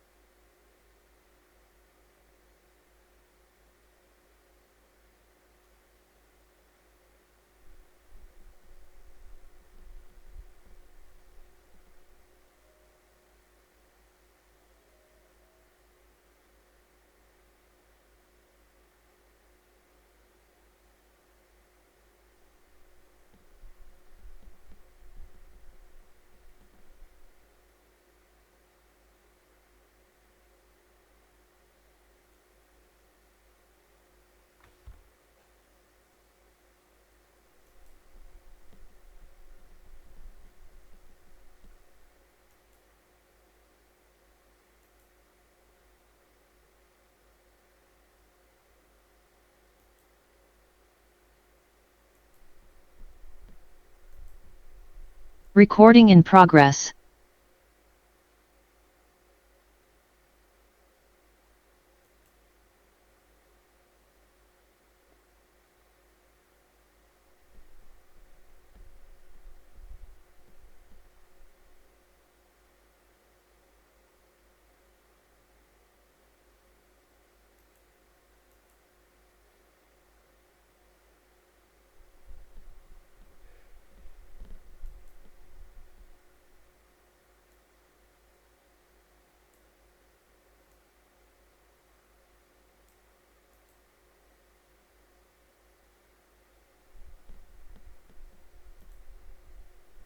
Recording in progress.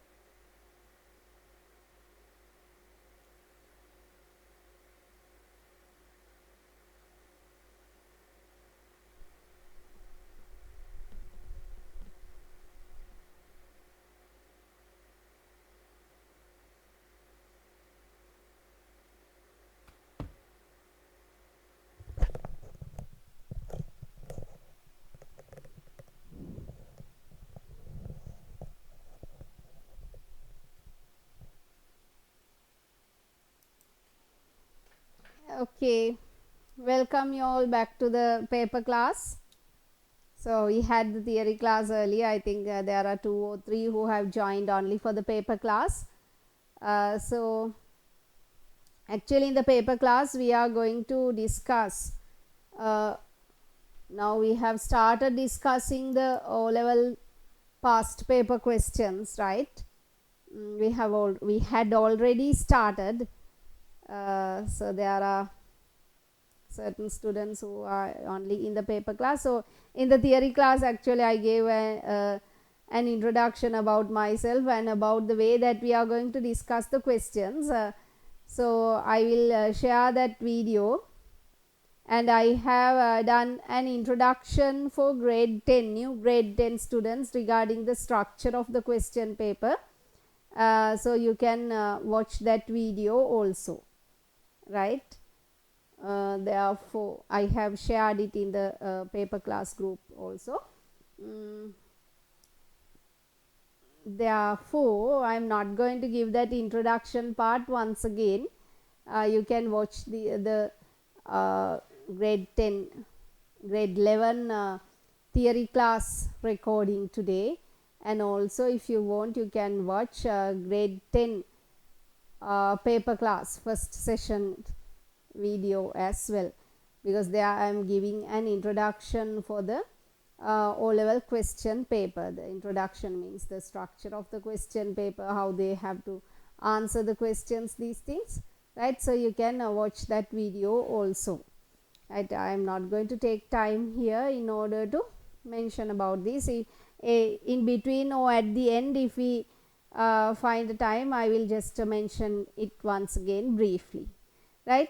So I have shared this tute in your groups. So these after answering the questions, I will mention from which year that I have taken this question. All these are, or I have shared 3 questions today. So all these are from O-level past papers, right, Hari? So once I share the paper class tute, I am just sharing it for you to take a print out, because some of you find it difficult to look at the board and write the answers. So you take a print out and keep, unless I have mentioned I have asked you to write the answers. Don't write the answers at home, right? දැන් ඉස්සරහට තව homework දෙනවා. එතකොට you can do, I will assign, you have to write answers for this particular question and come කිව්වහම you have to write the answers and join, right? For now, once I share the tute, you can take a print out and join. Hari. Then the next thing is, as I told earlier, you all have to keep your videos on, and whenever you have a question, you can just raise your hand and ask, right? You have to ask questions as much as possible, then only you can learn. Hari. So shall we start writing the answers for the first question? So normally you can have about 20 minutes. Shall we take about 15 minutes? Hari. Turn on the videos and start writing the answers. It is compulsory to keep your video on.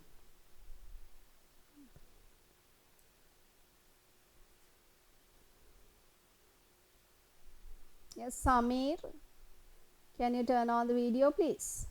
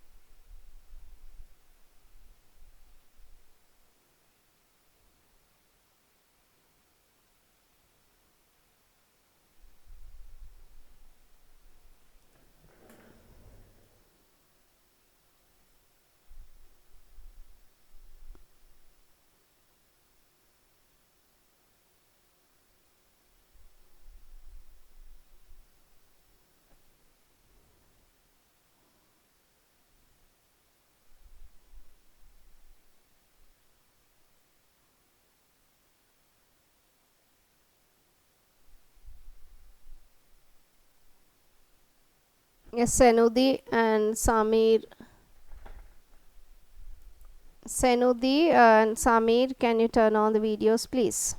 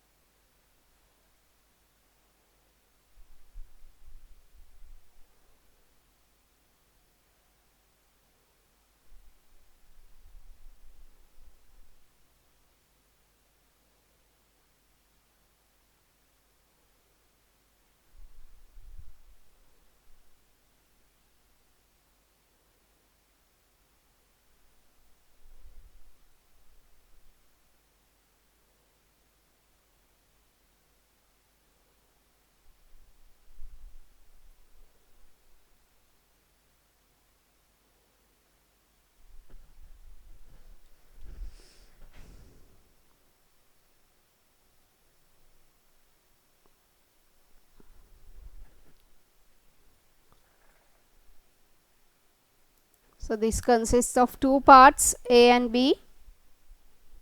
By now you should have finished part A, right?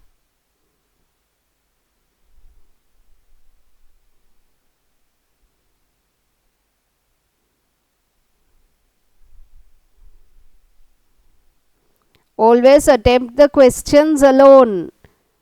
It's okay if it is difficult for you, if you are unable to write the answer, but that attempt is very important. You have to think in different ways. Then once we are discussing, the things will go into your mind very easily.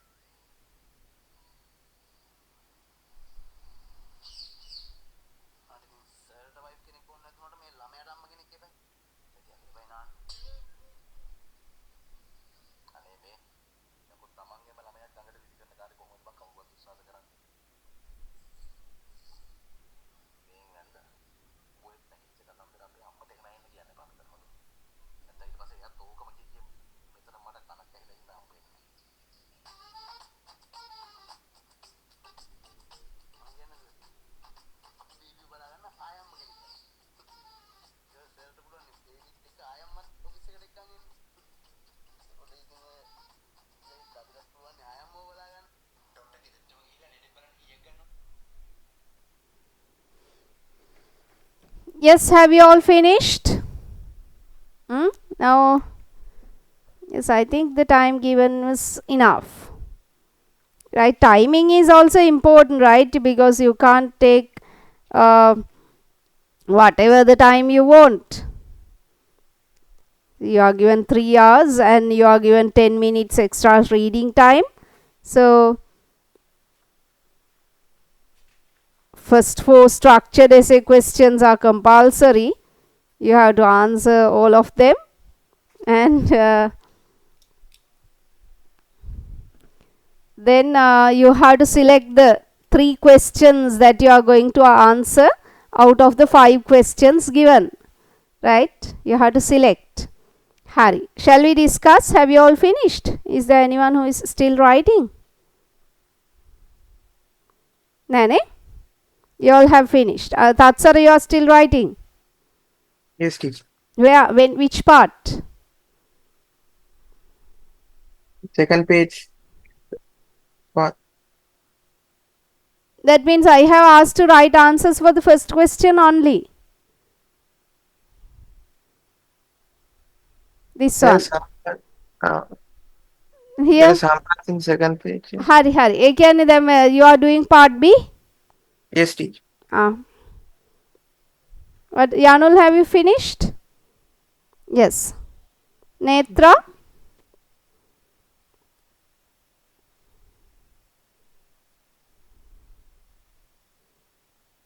Didula, you have finished. Right. Nelly? Yes, miss. Sinadi? Yes, teacher. Right. Shanali? Yes, teacher. Hari. Senudi? Yes. Kavinu? Yes, miss. Here I got Akka. Tavindra, are you still writing?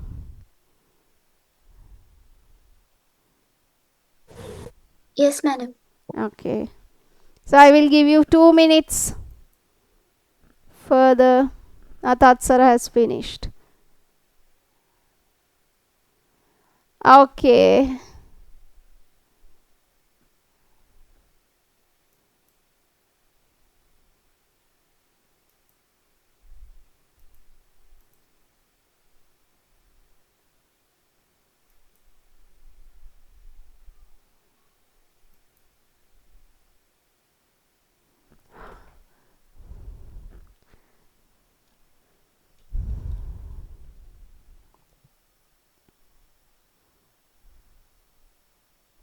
So you all know the structure of the question paper, right? That's what I told. I have shared that recording in your group. So you know the first paper. First paper, paper 1 consists of 40 MCQs, right? Within 1 hour, you have to answer the 40 MCQs, right? Then paper 2, you know, now you have faced this type of question papers. Paper 2 consists of 4 structured essay questions. Part A, 4 questions which are compulsory. So for one question you will get 15 marks. 15 into 4, that is 60, right? Then part B consists of 5 essay type questions. Out of these 5 you have to select 3 and answer, right? So you have to read all the 5 questions and select the most suitable 3 questions for you, right? Read all the 5. That is why you are given extra reading time now, 10 minutes, right? කියවන්න නැති නිසා වැඩිපුර විනාඩි 10කුත් දැන් දෙනවා. Recently that was started, right? Earlier they didn't give extra reading time, and within the 3 hours the students had to find the reading time. Now you are given extra 10 minutes also. So there are 5 questions. Out of 5 you have to answer 3. 20 into 3, that is 60 once again. Here it is 120. And for the 40 MCQs, 40 into 2 multiplied by 2, that is 80. Altogether 200, then divided by 2. You will get marks out of 100, right? That's the way you are given marks in the science paper. You know that. Hari. So here it says a tall cuboidal block of wood of mass. When you are reading the question also pay attention to the words that they have given. Some words are very important. You can just underline because the paper is given to you, no? So you can underline the things that once you read the question. Tall cuboidal block of wood of mass 800 grams. 800 grams was placed on a horizontal table like this. Calculate the weight of this block of wood. Consider the acceleration due to gravity as 10 ms minus 2. So you can write the equation. I know that you can take the answer directly, but don't write it like that in the second paper. Right? So always write the steps. So here you can say W equals mg. Then mass is 800 grams, means you have to substitute in kilograms, 0.8 into 10. Therefore, you will get the answer as 8 Newton. Right? That's the way you have to get the answer. මේ බලන්න මේකේ දැන් steps වලට marks දීලා තියෙනවා. You are given marks, you are awarded marks for the steps. For this one you will get 1 mark, for the final answer 1 mark. 2 marks given for this part. Although if you have just written 8 Newton, only 1 mark is given. That's the importance of writing the steps. Hari. Then part B. The force exerted by the block of wood on the table is equal to the weight of the block of wood. The force exerted on the table by the block of wood is equal to the weight. Right? The weight or the gravitational force is exerted on the table. Name the no. How much is the reaction exerted by the block of wood by the table? So sometimes they ask you to mark the forces. Here they haven't asked. So the weight is acting downwards from the center of gravity. Then the perpendicular reaction is acting from the place where the object is in contact with the surface. This is R. And you know W is equal to R. Right? According to the equilibrium of forces, weight is equal to the perpendicular reaction. W is equal to R. Therefore, R is also equal to 8 Newton. Right? That's the way you have to write. For that you get 1 mark. For mentioning 8 Newton, you get 1 mark. Right? Name the Newton's law of motion that is relevant to the phenomenon by which the answer for B above was obtained. Right. So how do we know that the weight is equal to the perpendicular reaction? Because it's in equilibrium. For an object to be in equilibrium, the resultant force should be 0. Again, the two forces are collinear. They are equal in magnitude and opposite in direction. එහෙනම් මොන law එකද? Newton's third law නේද? Newton's third law. එහෙම කිව්වට you will get 1 mark. හරි. මට කියන්න what is Newton's third law? Yes. For every action there is an equal but opposite reaction. Every action has a reaction which is equal in magnitude and opposite in direction. Right? Every action has a reaction which is equal in magnitude and opposite in direction. Hari. Of points A and B, which is suitable to apply a force in order to move the block of wood horizontally on the table as shown in figure 1. So what do you think? Is it point A or B? A. Why do you say that it is A? Yes, A is correct. What will happen if we apply the force on B? The block will tilt because the moment is The block will tilt or it will topple. මෙහෙම කැරකිලා වැටෙන්න පුළුවන් නේද? The point of application of force is also important. Point of application of force is also important. Therefore, of points A and B, which is more suitable, that is A. For that you get another 1 mark.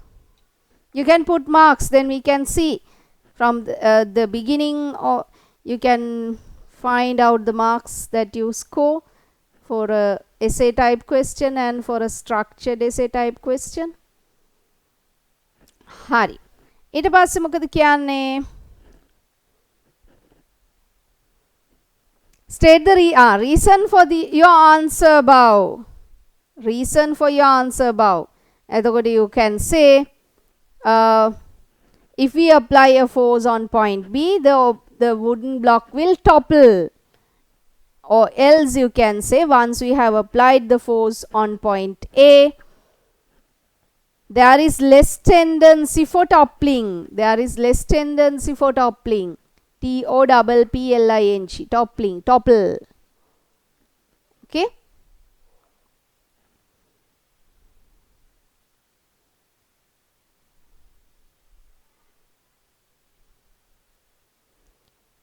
For the reason you get once again another 1 mark. Once we apply a force on point A, there is less tendency to topple.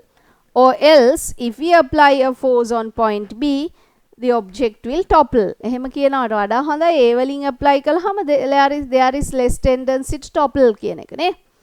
1 mark. Then of A and B above, a Newton balance is connected to the suitable point and gradually increasing horizontal force X was applied. Right. A gradually increasing horizontal force X is applied. The frictional force Fe exerted on the block of wood was plotted against the force X. The force X is taken into x-axis.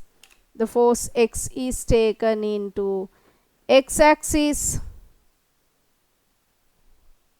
Right.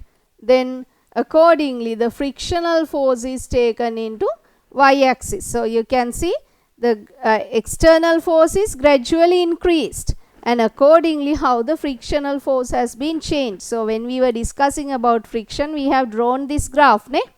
So you can see once we increase the external force, the frictional force also increases.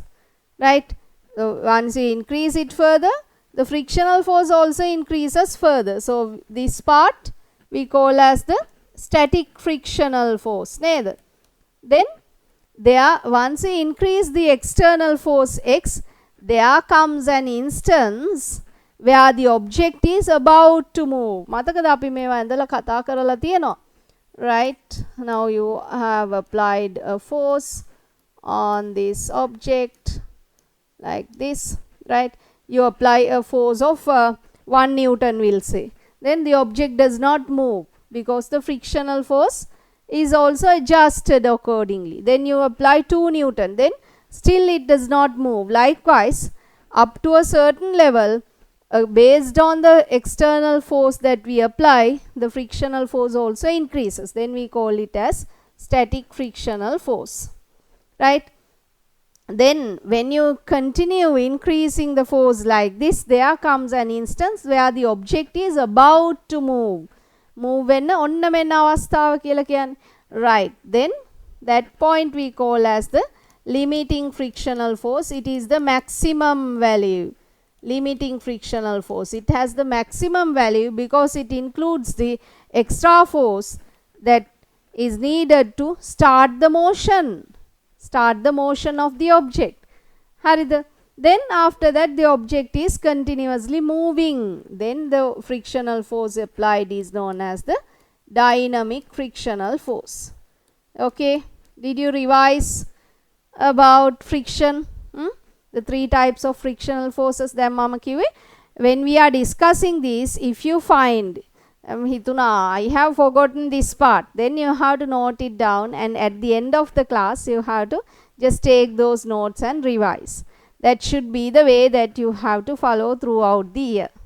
Then it will be very effective. And I will mention about the another checklist that I have mentioned in the theory class earlier. Hari. එතකොට that block of wood moved through a distance of 4 meters under the unbalanced force mentioned in 5 above. Hari. how much is the effective work done in this motion? So it has moved a distance of 4 meters. So what you are asked, what is the effective work done? Right? How are you going to... Did we skip? The remaining part is in the next page. මාරු වෙලාද question එක. හරි. If you want, you can just mark these forces, the 3 types of friction. තමයි මම බැලුවේ මොකද්ද මේ එකපාරටම.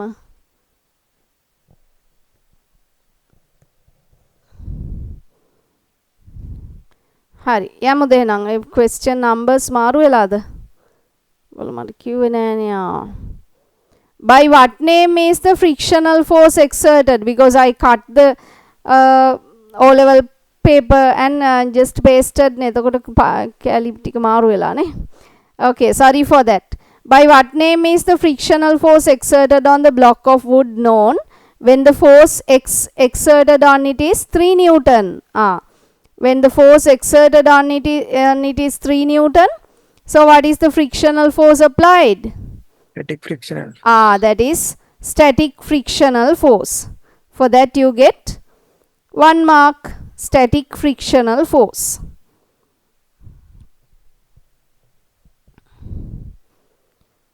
Then ඊළඟට මොකද කියන්නේ? What is the limiting frictional force exerted on the block of wood as indicated in the graph? What is the limiting frictional force? Here, this is the value, that is 4 newtons, right? 4 newtons. For mentioning 4 newtons, you get another 1 mark. 1 mark.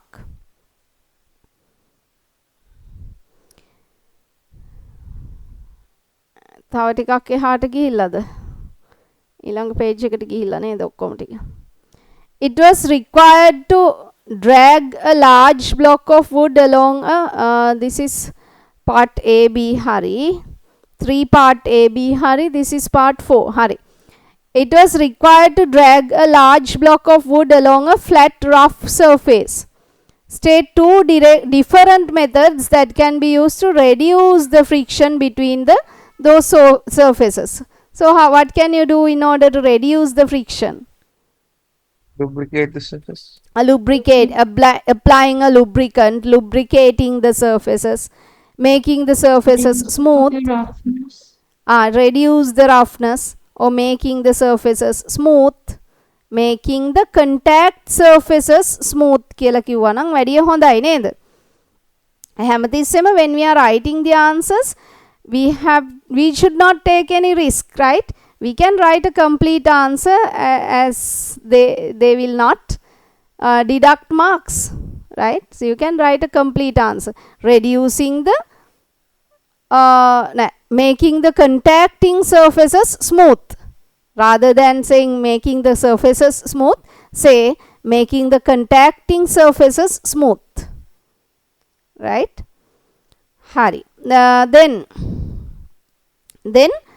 you can say applying lubricants. Kiya kahanada?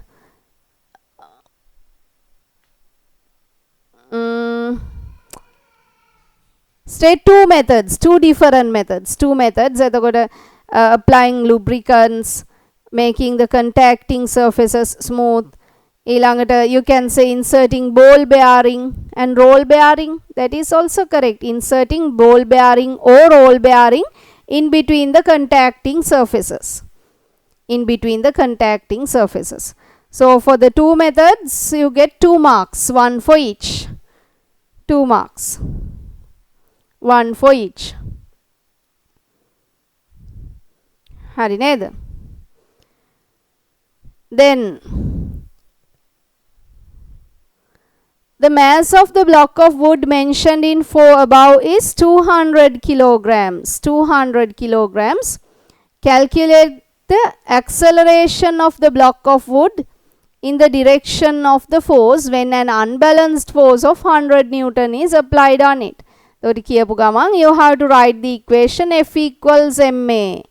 Right? Then it asks about the acceleration. So you can say A equals F over m. A equals F over m.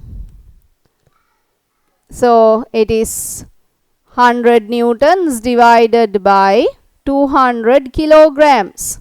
200 kilograms. So that is half means 0.5 ms minus 2. 0.5 ms minus 2. 0.5 ms minus 2. Do you know how many marks are given for this part? F equals ma 1 mark. ඊට පස්සේ for the substitution නැත්නම් 100 divided by 200 1 mark. For this one 1 mark. 3 marks. හරිද? ලකුණු තුනක්ම ලේසියෙන්ම ගන්න පුළුවන්. Out of 20. Okay? හරිද දිදුල? මොකද දුකෙන් ඉන්නේ? හරි. Then ඔන්න දැන් 5th එක තිබුණා. උගල මට කිව්වෙත් නෑ නේද මාරු වෙලා කියලා. That block of wood moved through a distance of 4 meters under the unbalanced force mentioned in 5 above. How much is the effective work done? So what is the equation that you have to use for the work done? Yes? Work done equals force into distance. Yes, force into distance travelled in the direction of force. එහෙම කියන්න ඕනේ. නැත්තම් ලේසියෙන් කියනවා නම් W equals FD. Right? W equals work done. Work done.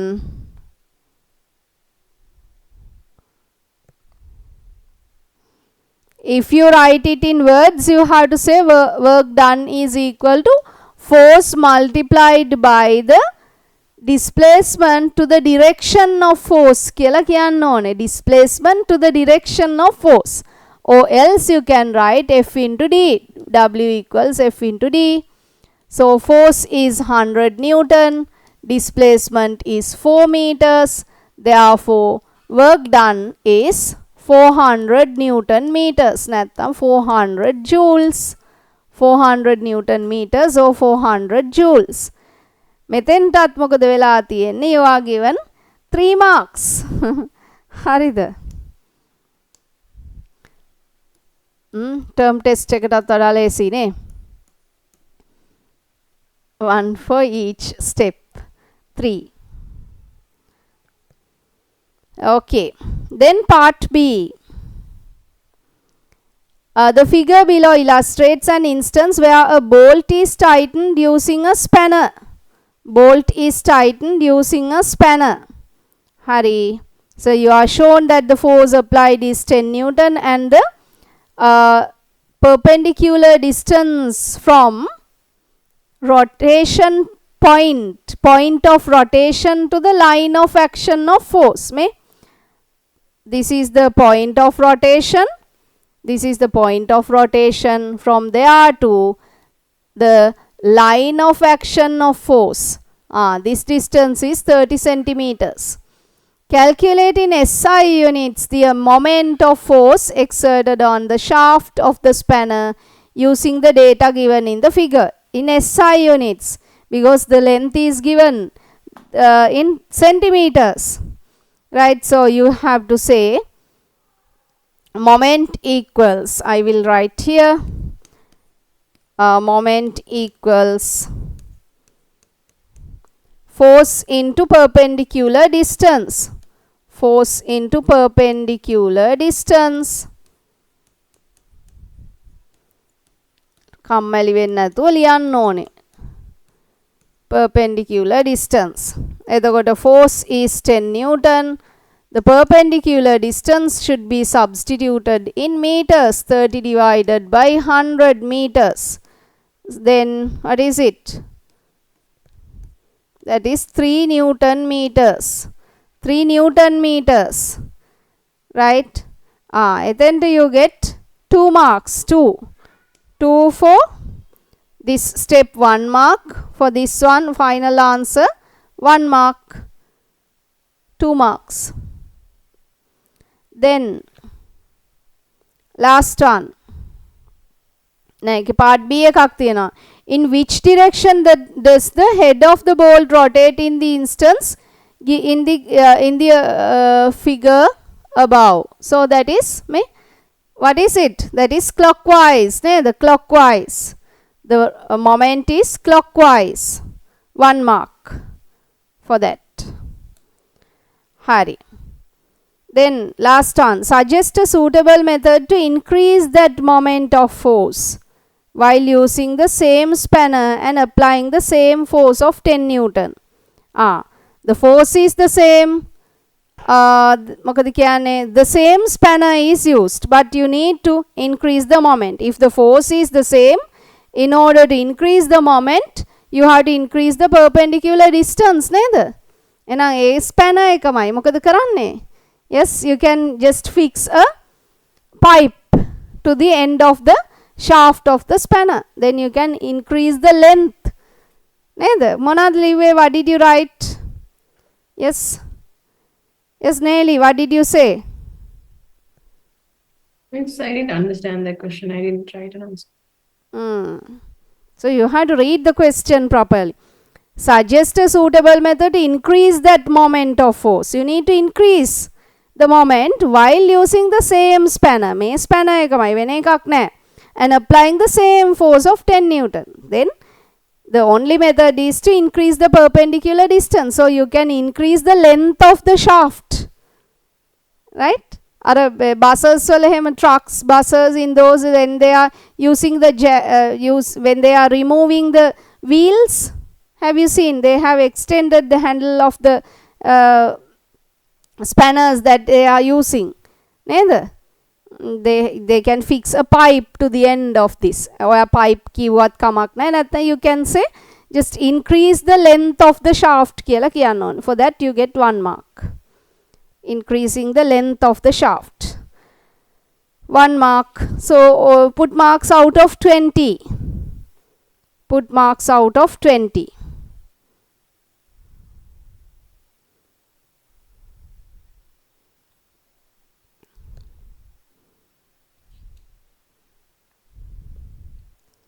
Yes, 20 out of 20. Just raise your hand.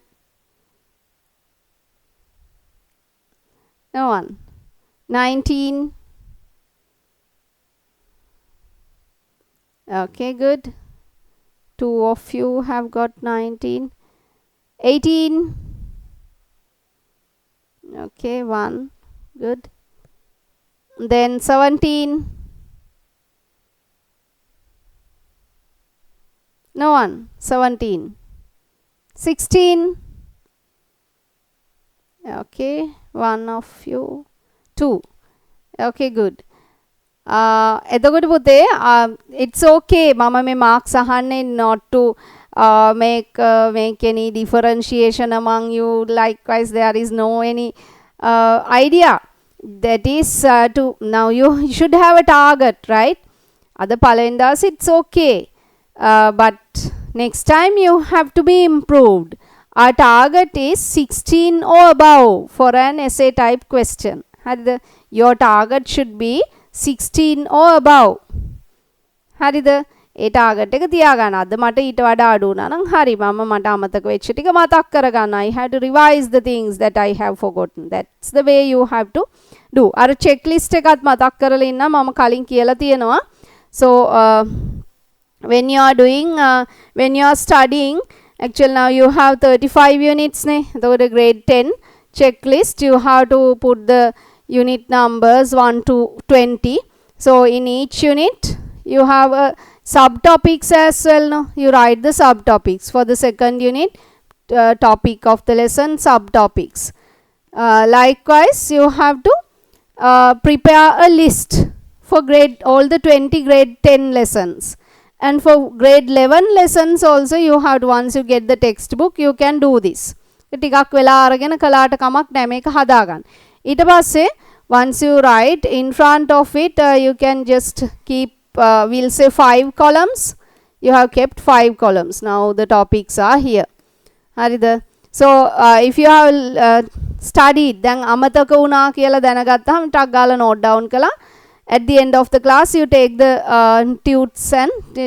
notes and revise the things. එතකොට you studied carbohydrates. You put a tick in front of it. right? So in another day you studied about velocity, right? You put a tick. Likewise, you have to, once you are studying the things, you can just tick on them. So at the end of the year, at least you should have gone through about 5 times. 5 is enough. හරිද? පහක් හොඳටම ඇති. මේ හැම topic එකක්ම ඉස්සරහා මම ටික් එකක් වැටිලා තියනවාද? What are the areas that I haven't studied yet? I haven't covered yet. Then you can see easily. Then you can study those. අන්න එහෙමයි. නැත්නම් when you are studying you on a holiday, you take all the science notes. You start from lesson 1. ඊට ටිකක් වෙලා යනකොට වෙපා වෙලා යනවා වෙන කොහේ හරි.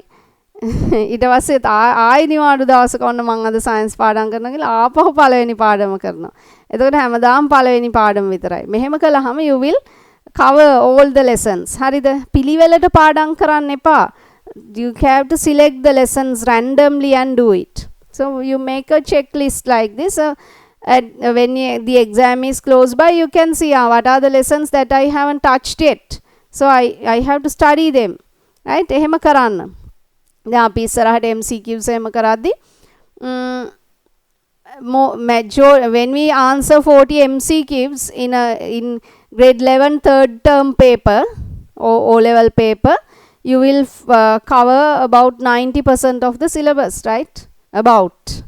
ගොඩාක් cover වෙනවා. ඒ විදිහට දැන් ඔගොල්ලෝ නෙමෙයි ඊළඟ batch එක තමයි වැඩිම මොනවාද past papers වලට උත්තර ලියන්න. ඔයාලා එකක් අඩුවෙන් ලියන්න. ඔයාලගේ paper එකත් එයාලට past paper එකක් වෙනවා. එතකොට මේ ඔයගොල්ලෝ දැන් papers 10ක් විතර කරනකොට ගොඩාක් ඔක්කොම ටික cover වෙනවා. ආයි මතක් වෙනවා. හරිද? ඒ නිසා මේ කියන දේවල් ටික කරන්න ඇති. going to මෙහෙම හිතන්නකෝ, the number of classes you attend is not directly proportional to the result or the mark that you obtain. හරිද? classes ගාන වැඩි වුණා කියලා marks වැඩි වෙන්නේ නැහැ. class ගියේ නැති වුණත් if you are doing the work alone properly, you will get a good mark. හරිද? ඔයා තනියෙන් වැඩ කරන වෙලාව, the time that you are allocating to do the studies by your own is very important.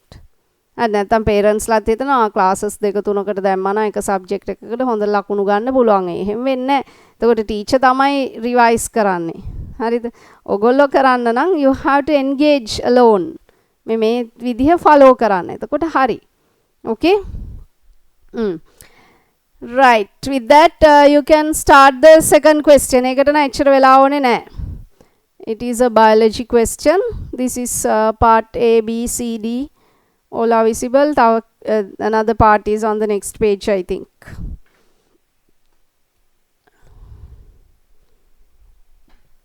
Write quickly.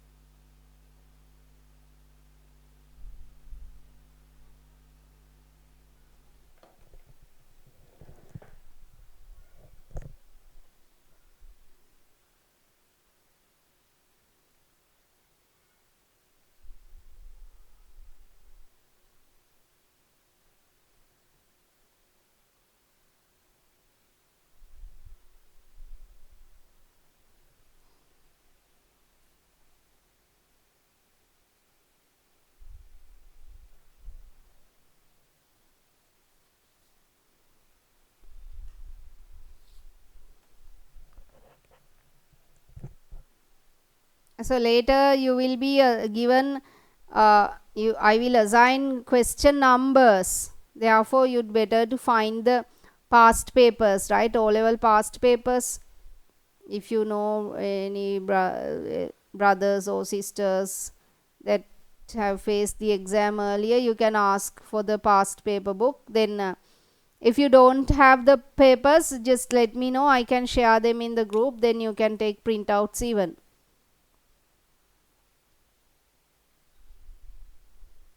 Anyway, you have to have the past paper books. But be honest, right? දැන් මේ වෙලාවේ වැරදිලා ලකුණු අඩු වුණාට ප්‍රශ්නයක් නැහැ. අපි ඉගෙන ගන්නවානේ. අපේ ultimate target is the O level exam. එතෙන්දී හරියට කරන්න ඕනේ. You have to do correctly there in the exam. Therefore, now you can learn. You can make errors now.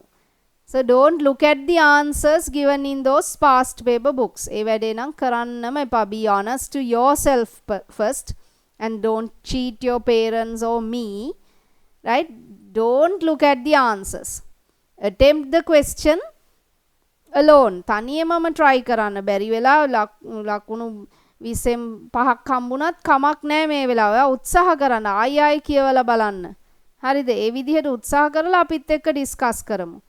එක කමක් නැහැ. හැබැයි ආන්සර්ස් දිහා නම් බලන්නම එපා. ඕනනම් ඒ ආන්සර්ස් තියෙන පිටු ටික ස්ටේප්ලර් කරලා දාන්න. හරිද? බලන්න හිතෙනවා නම්. හැම සබ්ජෙක්ට් එකකම මේ වගේ තනියෙන්ම ලියන්න. ඒවා බලන්න යන්න, කොපි කරන්න යන්න එපා.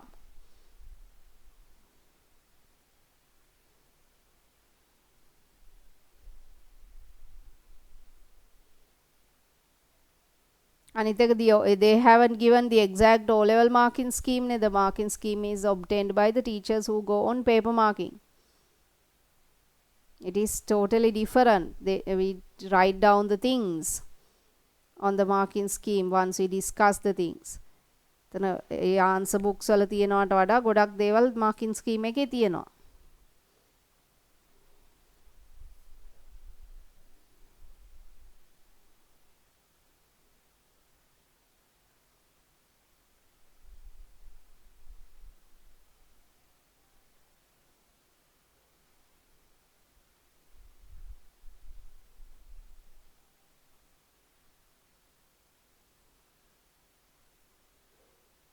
Finished?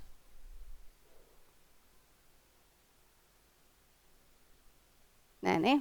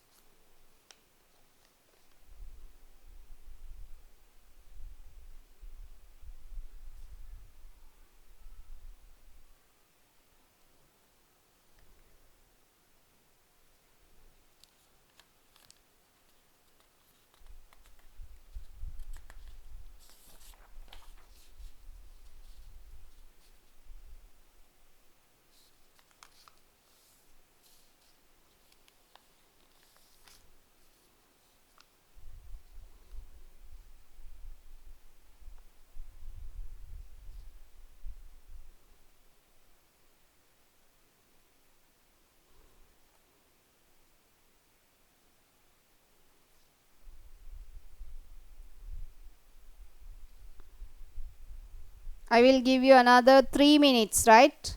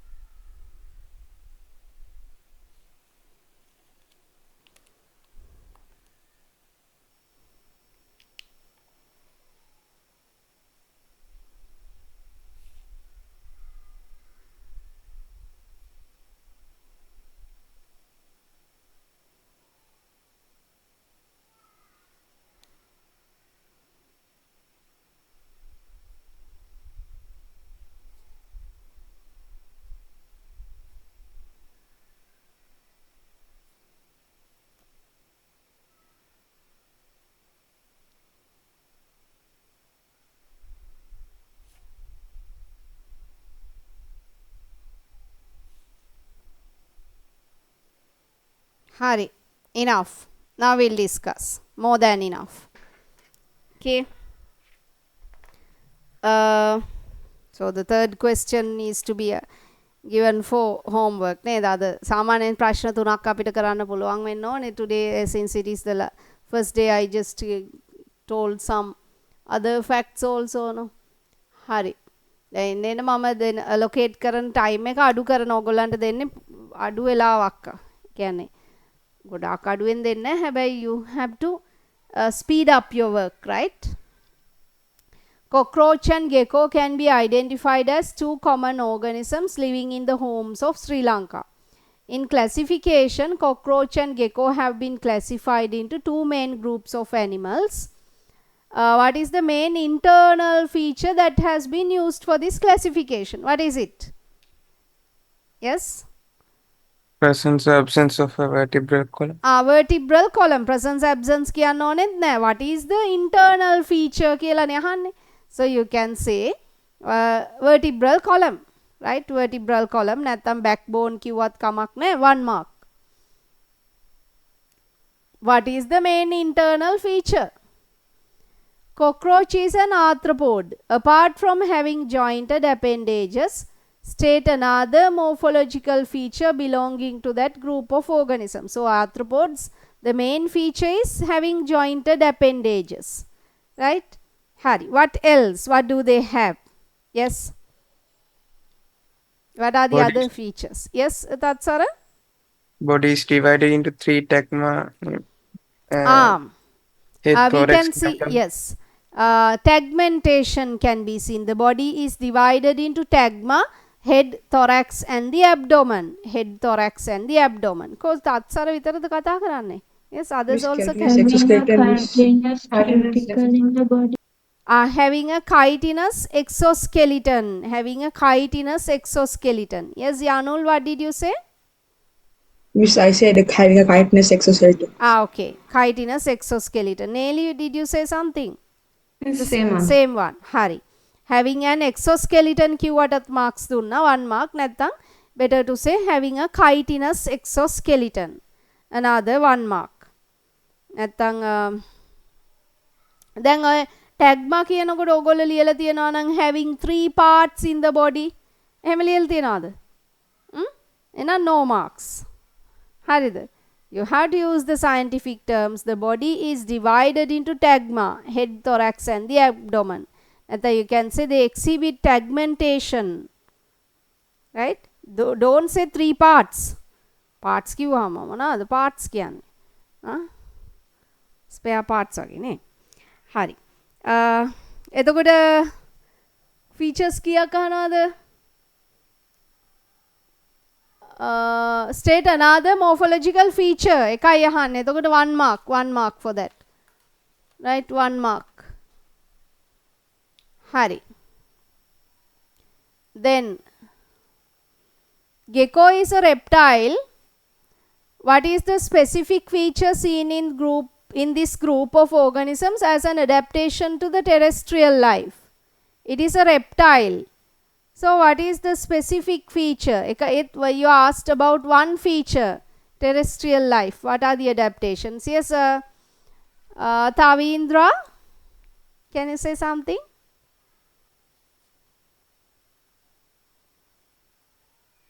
Yes, anything that you have written? Yes? Madam, I didn't write answer for that. Okay. Kavino, what did you write? What are the adaptations of gecko for the terrestrial life? Bit louder, Kavino, I can't hear. Answer that question. You have to write something. Then you have to mark them down. I can't remember the answers for these. Monada arthropods, ඊළඟට reptiles. Again, a classification of organisms. That lesson you have to study. Sheneli? Having dry scaled skin. Having a dry scaly skin. Correct. Having a dry scaly skin. Yes. What else? Then when they are living on land, another important thing is how do they respirate? Neither. Having lungs for respiration. Having lungs for respiration. Then Miss? Yes, Janul. Miss is laying eggs on land. Laying eggs. Now even the frogs lay eggs. Even the fish lay eggs. So laying on eggs. land, miss. එහෙම නෙවෙයි යනුල් කියන්න ඕනේ. You won't get marks for that. Laying eggs on land නෙවෙයි ඒක කියන්න ඕනේ. Internal fertilization. Then once the female frogs lay eggs in water, egg is the female gamete, right? Then the male fish lay the sperms on them. So their external fertilization occurs. With fertilization occurs out of the body. In the case of frogs also, the amphibians also the same. They lay eggs in water. But when it comes to reptiles, internal fertilization occurs. Internal fertilization is an adaptation for terrestrial life. කමක් නෑ වැරදුනාට. එහෙම උත්තර කියන එක හොඳයි. So you won't get marks laying eggs on land, but you have to say showing internal fertilization. Showing internal fertilization. හරිනේ? එතකොට for this for the feature you will get 1 mark. Having a dry skin with scales or having a dry skin without glands. Then showing internal fertilization. Having lungs for respiration, you will get 1 mark for any of these. Then ඊළඟට කියනවා, what's the next one?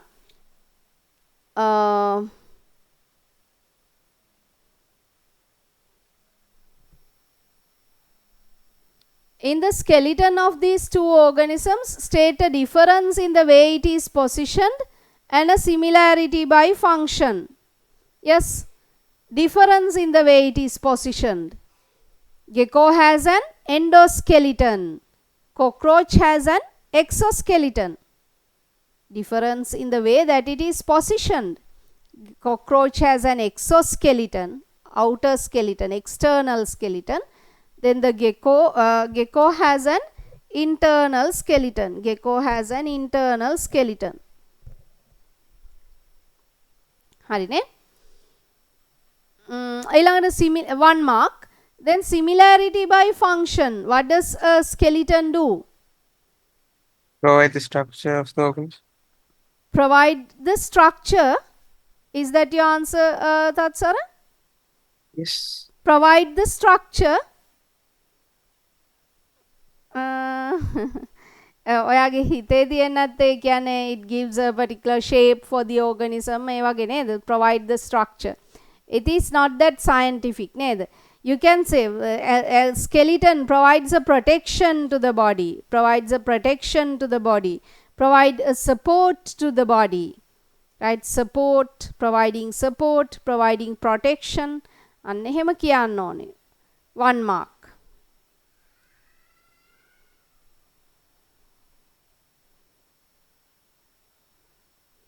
Then part B. Fungi are classified as a separate kingdom. How does the fungal cell wall differ from the plant cell wall? So you have to say fungal cell wall is made out of chitin. Chitin. CHITIN. Fungal cell wall is made out of chitin. 1 mark. What is the mode of nutrition in fungi?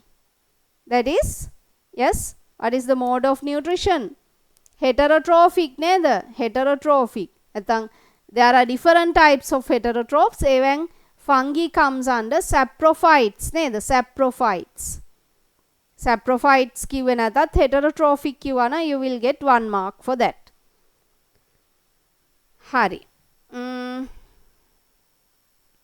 Scientific name of the paddy plant ඒකට 1 mark. This one 1 mark, this one 1 mark. Scientific name of paddy plant is written as Oryza sativa.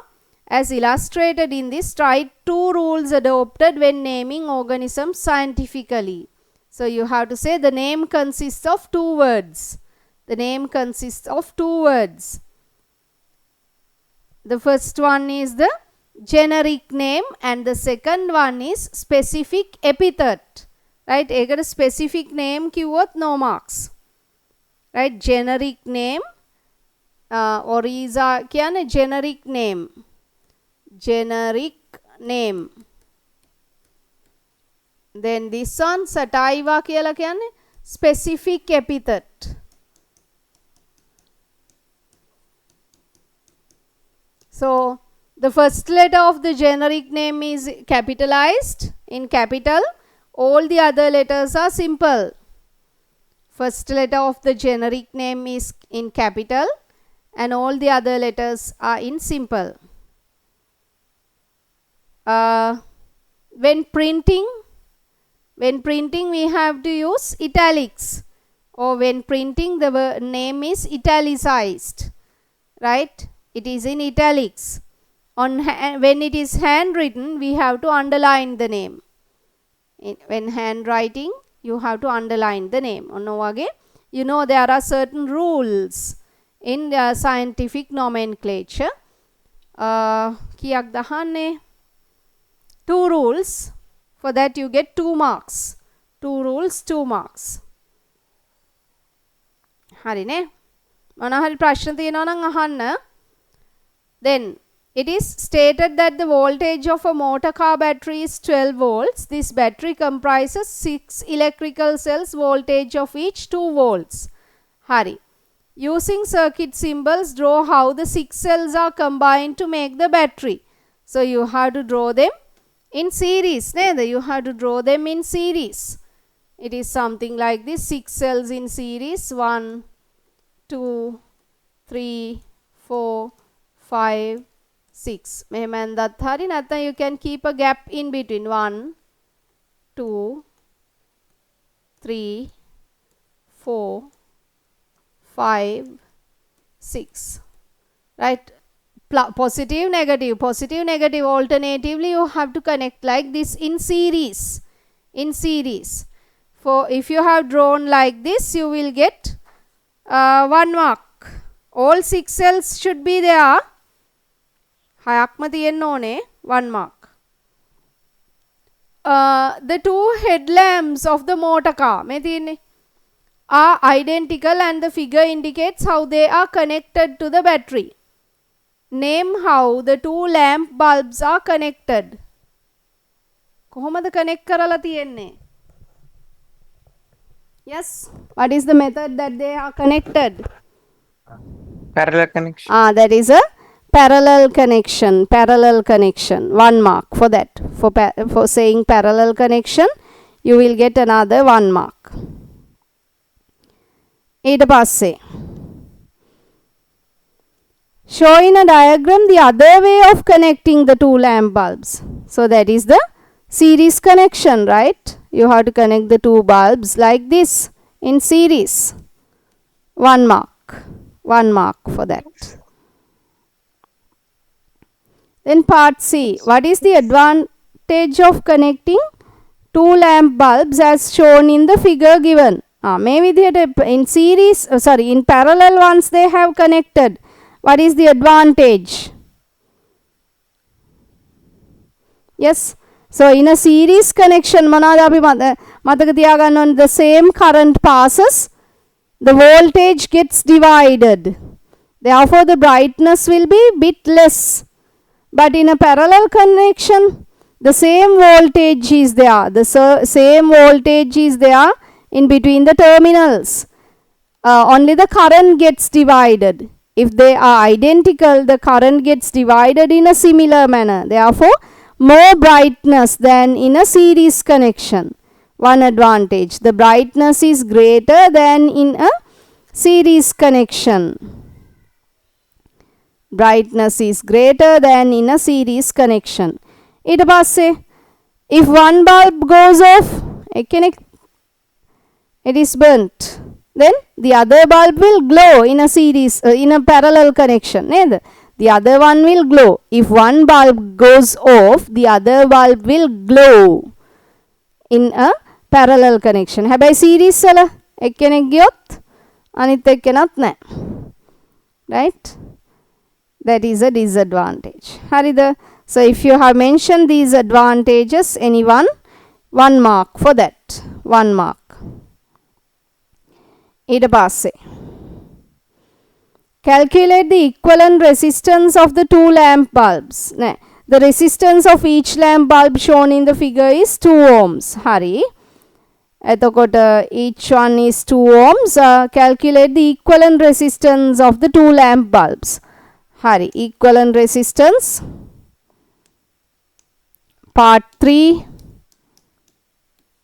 1 over R equals 1 over R1 plus 1 over R2.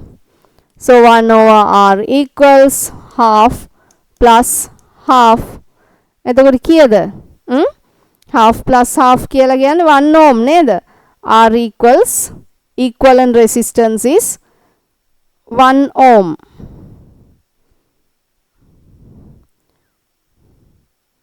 1 ohm. For that you get how many marks? 2 marks. 2. For writing this equation of this part you get 1 mark. For the final answer 1 mark. Then number 4. Find the electric current flowing through one lamp bulb when the circuit is put on closing the key. What is the current passing through one bulb? One bulb and calling you have to find the total current passing when the switch is closed. What is the total current passing? I. V is given as 12 volts. You can find the total current by putting V equals IR. So V is 12. I you don't know. And equivalent resistance you have found out as 1 ohm. Therefore I equals 12 amperes. The current passing through this is 12 amperes. ඊළඟට අපිට කියනවා the resistance of each lamp bulb shown in the figure is 2 ohm. ඒ කියන්නේ the two bulbs are identical. Two bulbs are identical. එහෙනම් මොකද වෙන්නේ? The current gets divided in a similar manner across the two bulbs. ඔයාට එහෙම ලියන්න පුළුවන්. For finding 12 amperes you get 1 mark. ඊට පස්සේ current passing through one bulb. Current passing මෙන්න මේක හෙව්වට 1 mark. Current passing through one bulb. One bulb equals 12 amperes divided by 2. That is 6 amperes කියලා. Another 1 mark. Right? 6 amperes. Another 1 mark. හරිද? Because current gets divided in a similar manner since the two bulbs are identical. Last part. Calculate the current flowing through the other bulb if one bulb gets burnt. One bulb gets burnt. එතකොට the equivalent resistance is 2 ohms නේ. එක්කෙනෙක් burn වුණා. Then the current only passes through this bulb only. එතකොට you can write V equals IR. V is 12 volts. I you have to find. The equivalent resistance is 2. Therefore, the current passing through the circuit is 6 amperes now. 6 ampere current එකක් තමයි යන්නේ because the resistance became increased since one bulb went off because this is a parallel connection. හරිනේ? එතකොට මේකට marks ලැබුණා and once again 2 marks. For the equation 1 mark, for the final answer 1 mark. හරිද?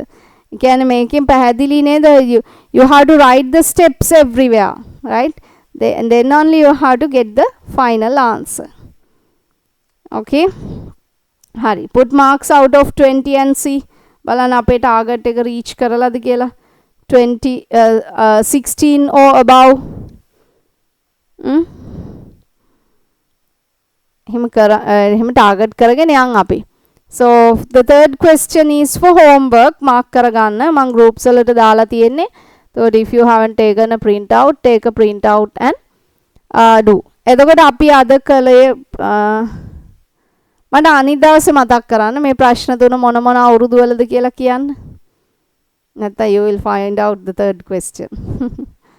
Thank you both. හරිද?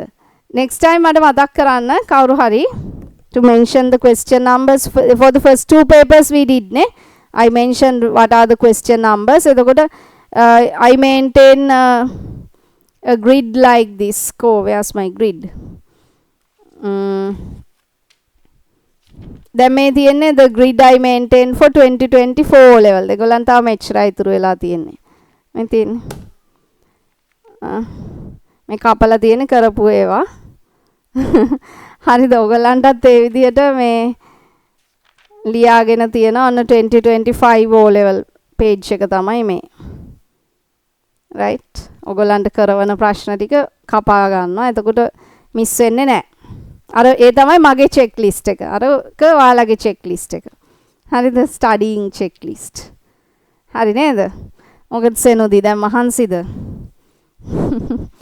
Hari, okay, we'll stop there for today. So just have a small break. Stanky ai neda. අපිනේ දන්නේ අපිට තියෙන වැඩ ගොඩ. කමක් නැහැ ඉතින්. මහන්සි වුණාම results හම්බෙන්නේ the nice future is there not for the parents or not for me. That is for you නේ. ඒ නිසා just do a small commitment, right? Okay, then see you on next Wednesday. Stay safe and study well. Good night. Thank you, teacher. Good night. Stay safe, teacher. Good night. Good night.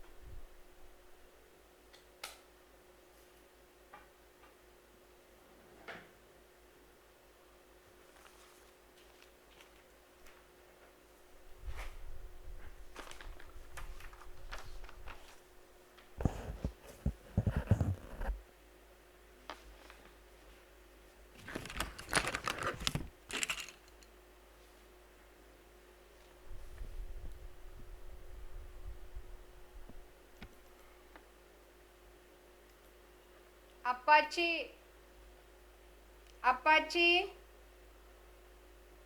පොඩ එන්නකෝ අර recording එක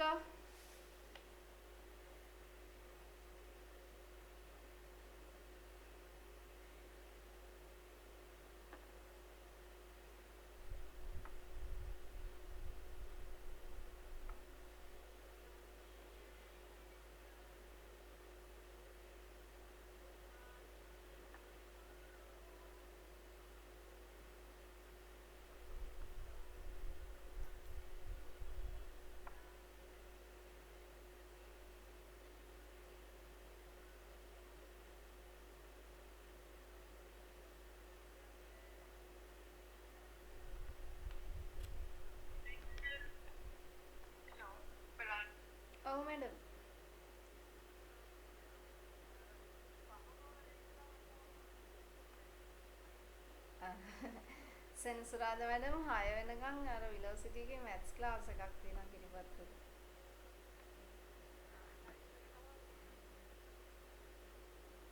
ඔව් අර උදේ 10 මාරෙන් පස්සේ මැඩම්ට පුළුවන් නම් 10 මාර 12 මාර වගේ මම දන්නේ නැහැ එහෙම කියන එක හොඳ නැහැ මැඩම්ගේ වෙලාවල් එක්ක. හා මැඩම් හරි හරි.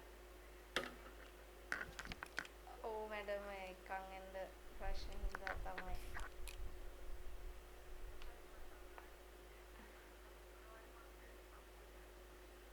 කමක් නෑ මැඩම්.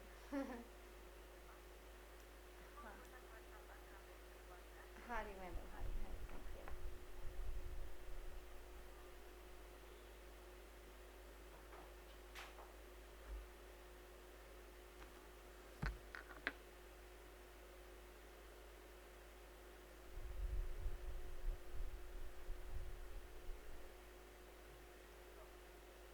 පොඩ්ඩක් එන්න පුළුවන්ද?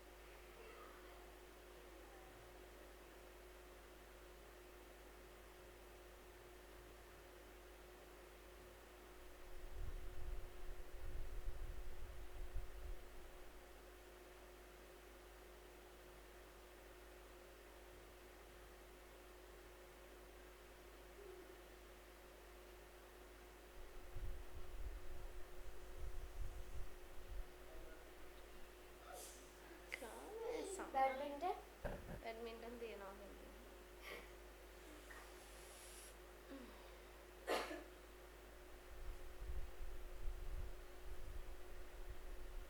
Cappuccino.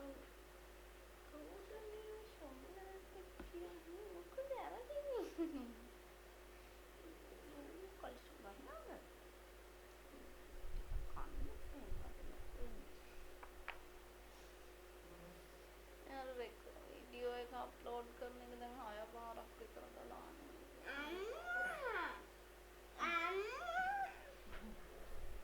नम्मा सोचलත් ඔයාගේ විදියස මේ තියෙන view your channel හරිද channel එකට ගියාම මෙන්න මෙහෙම පෙන්නනවා මේ තියෙන වගේ දාපුවද මේ දැන් දාපුවද එකක් ගිහිල්ලා channel එකේ switch account නෑ YouTube studio කියව මේක YouTube studio ගියාම මෙන්න මේව dashboard එක ඔක්කොම ටික පෙන්නනවා ඒකේ content වලට ගියාම මෙන්න තියෙනවා record වෙච්ච ඒවයි දාපුවයි public ද මොකද්ද status ඔක්කොම මේක copyright strike එකක් තියෙන එකකට restriction මේක කවුලන්නේ මේකෙන් පස්සේ ගිහිලා නෑ මේ මොකද්ද මේ අපි දාමුක තව content එකක් create upload video එකයි 48ක් තියෙනවා මේක දාලානේ තියෙන්නේ මේක හරිය ඒ දවසේම තව එකක් තියෙනවා ඒකයි ඔක මොකද්ද කියලා බලන්න මේ ඇවිල්ලා අපේ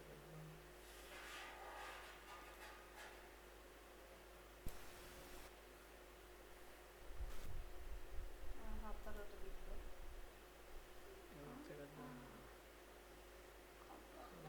create upload video මෙතන select file ගියා කොහෙද තියෙන්නේ මේකද තියෙන 14 මේක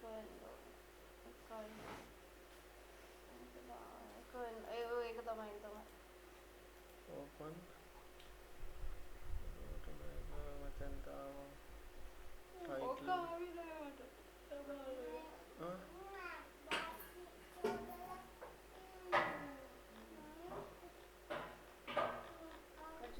title එක වෙන එකක් දෙන්න ඕනේ නෑනේ next public publish ඊට පස්සේ more video uploading කියලා 18% uploaded 3 minutes left 19% of 100% which එකම මතෙන්ට යනවා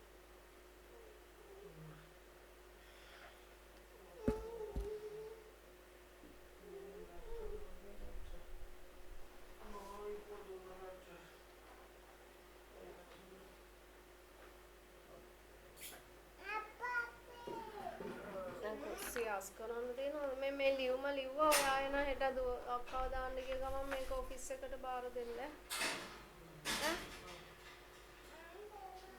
එතකොට ඉවරයිනේ නේද දැන් කෑම දෙනවා නම් මොනවද තව 36000ක් කොහෙද වැඩි වෙනවා කිව්වා ඉතින් කණ්ඩ උදේට මොනවා හරි දාලා යවුවාම හරිනේ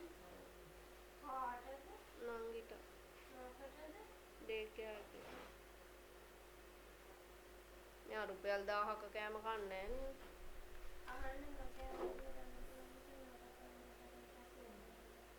අහන්න අපච්චි දවල්ට කොහමද ගන්නෙ කියලා අක්කට යන්න පුළුවන්ද කියලා ඇහුණාද අක්කට ගිහිල්ලා ගන්න පුළුවන්ද නැත්නම් කොහමද ගන්නෙ කියලා අහන්න මේක බාර දෙනකොට අහන්න පොඩ්ඩක් chat එකක් ගන්න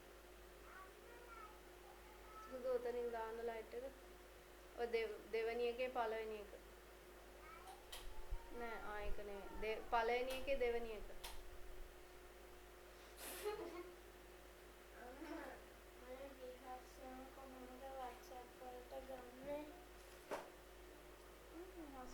එතකොට යාට ඉන්වයිට් කියලා වැටෙන්නේ නෑ යාගේ WhatsApp නැහැ තියෙනවා එයා කොහෙද ඉන්නේ මොකද එයා ඉන්න group එකක මම කලින් ආර ටෙක්ස්ට් කරලා තියෙනවා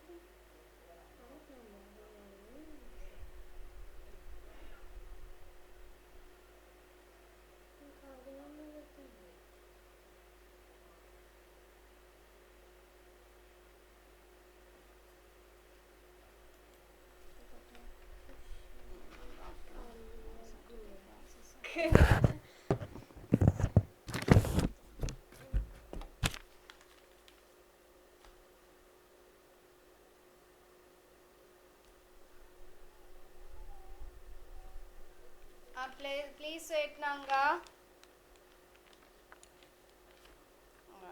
Shaन कॉल करना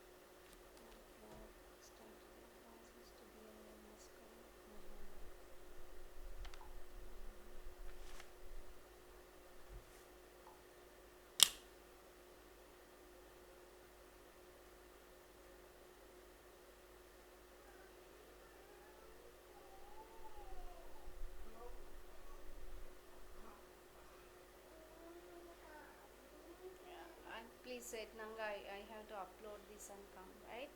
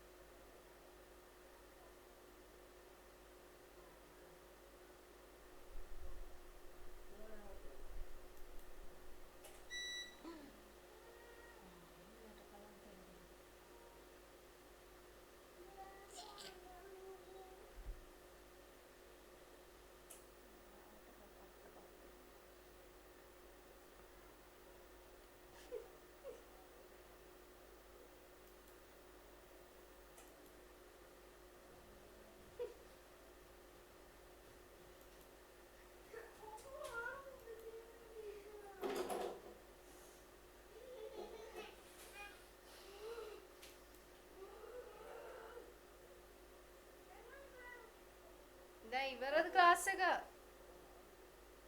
ඉවරද ක්ලාස් එක? මේ රේෂාන් කතා කරනවා දැන්ද ඉවරුනේ?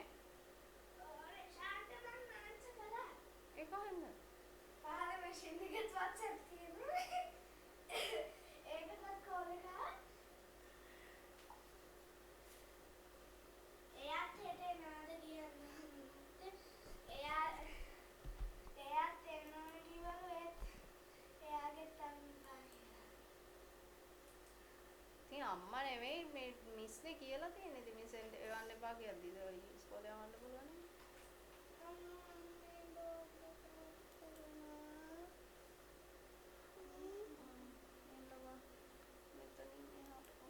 දැන් ඔයාලා ඔක්කොමල කාලා දෙන්නේ?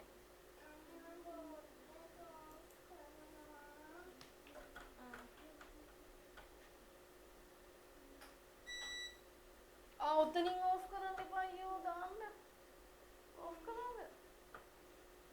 බෝඩ් එක ඕෆ් කරන්න.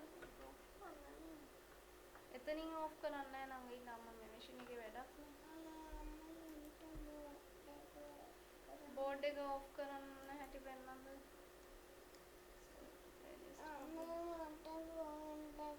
අර අතනින් කියලා දෙන්නකෝ පුතා ඒක ඕෆ් කරන්න පොඩ්ඩක්. මෙන්න මේකයි ඕෆ් කරන්නේ. නිල් පාට බටන් එකක් තියෙන්නේ මේක. නෑ නංගා. අර උඩ. ඒක පෙන්නන්න.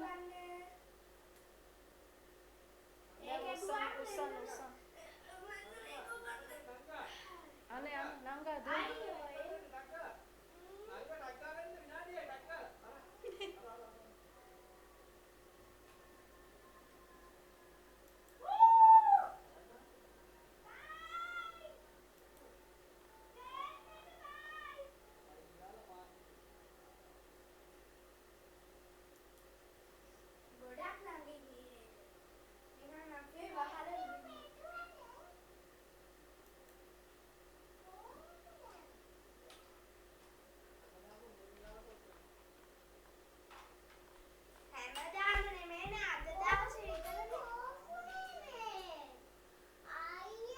නංගානේ ඔෆ් කළේ. අප්පච්චි ඊට පස්සේ මේක කොපි කරන්නේ කොහෙන්ද? අර කොපි ෂෙයාරබල් ලින්ක් කියන එකෙන් කොතනද? අනේ චුට්ටක් ඉන්න පැන්ටා. කොපි ෂෙයාරබල් ලින්ක් කියලා රෙදාව ඒක නැහනේ. චුට්ටක් ඉන්න නෑ පුතා. මේ 33 තියෙන මේකද? ඔව්. එන්නකො නංගා මේක දාලා එන්න. ෂෙයා කියලා යන්න. එතකොට මෙතන නෝ කොපි කරලා දාලා යන්න කියනවා. එනවා නංගා.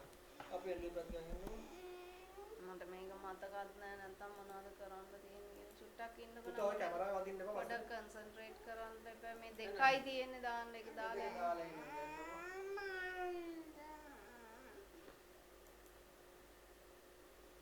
එතකොට පොයින්ට් එකම මේ කැමරාව වදිනොත් ඒක වෙනස් වෙනවා. ඔබට තේරෙන්නකොට මම ලොකු පැත්තකින් ඔක්කොම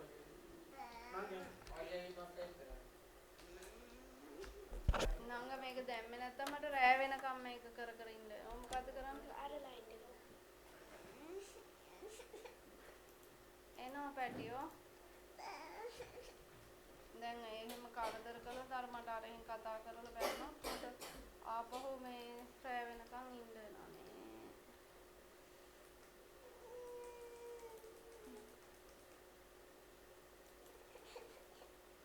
චුට්ටක් ඉන්නකො නංගා මේක දාලා එන්න.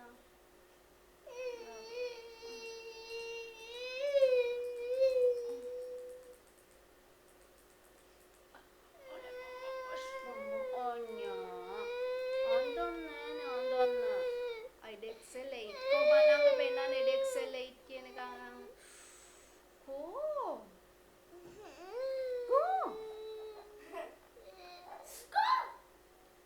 අනේ Excel 8 ගන්නත් නැතන බලන්න බැරිද වෙන්න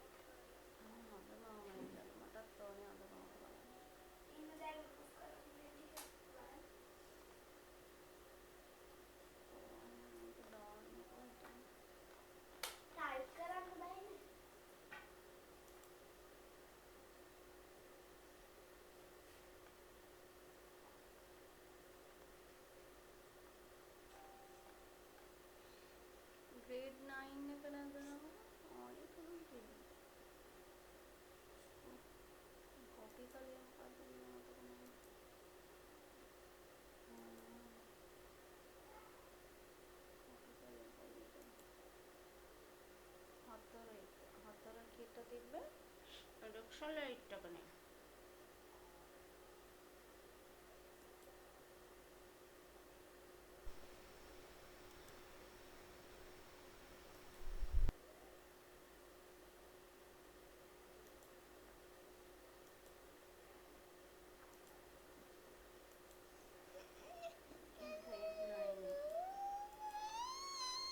Grade 9.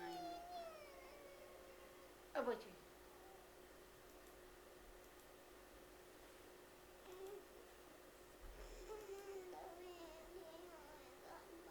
වීඩියෝ නෙමෙයි අර ලස්සන හඳ මාම බලන්නකෝ.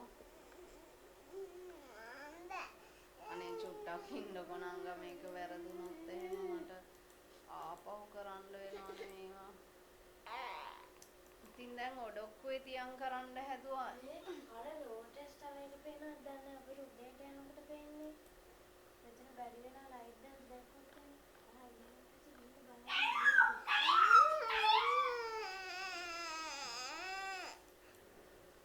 අපි දුන්නා මට. ඔය පිටිපස්සේ නේද? last lesson recordings. අනේ චුට්ටක් ඉන්නකෝ. එතන මොකක්ද ඒකට කියන්නේ?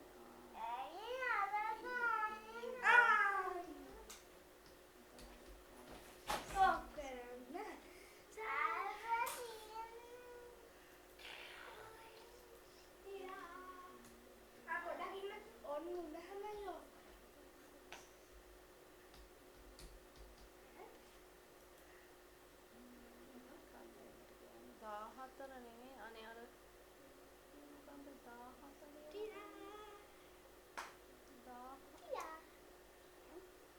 අද දිනේ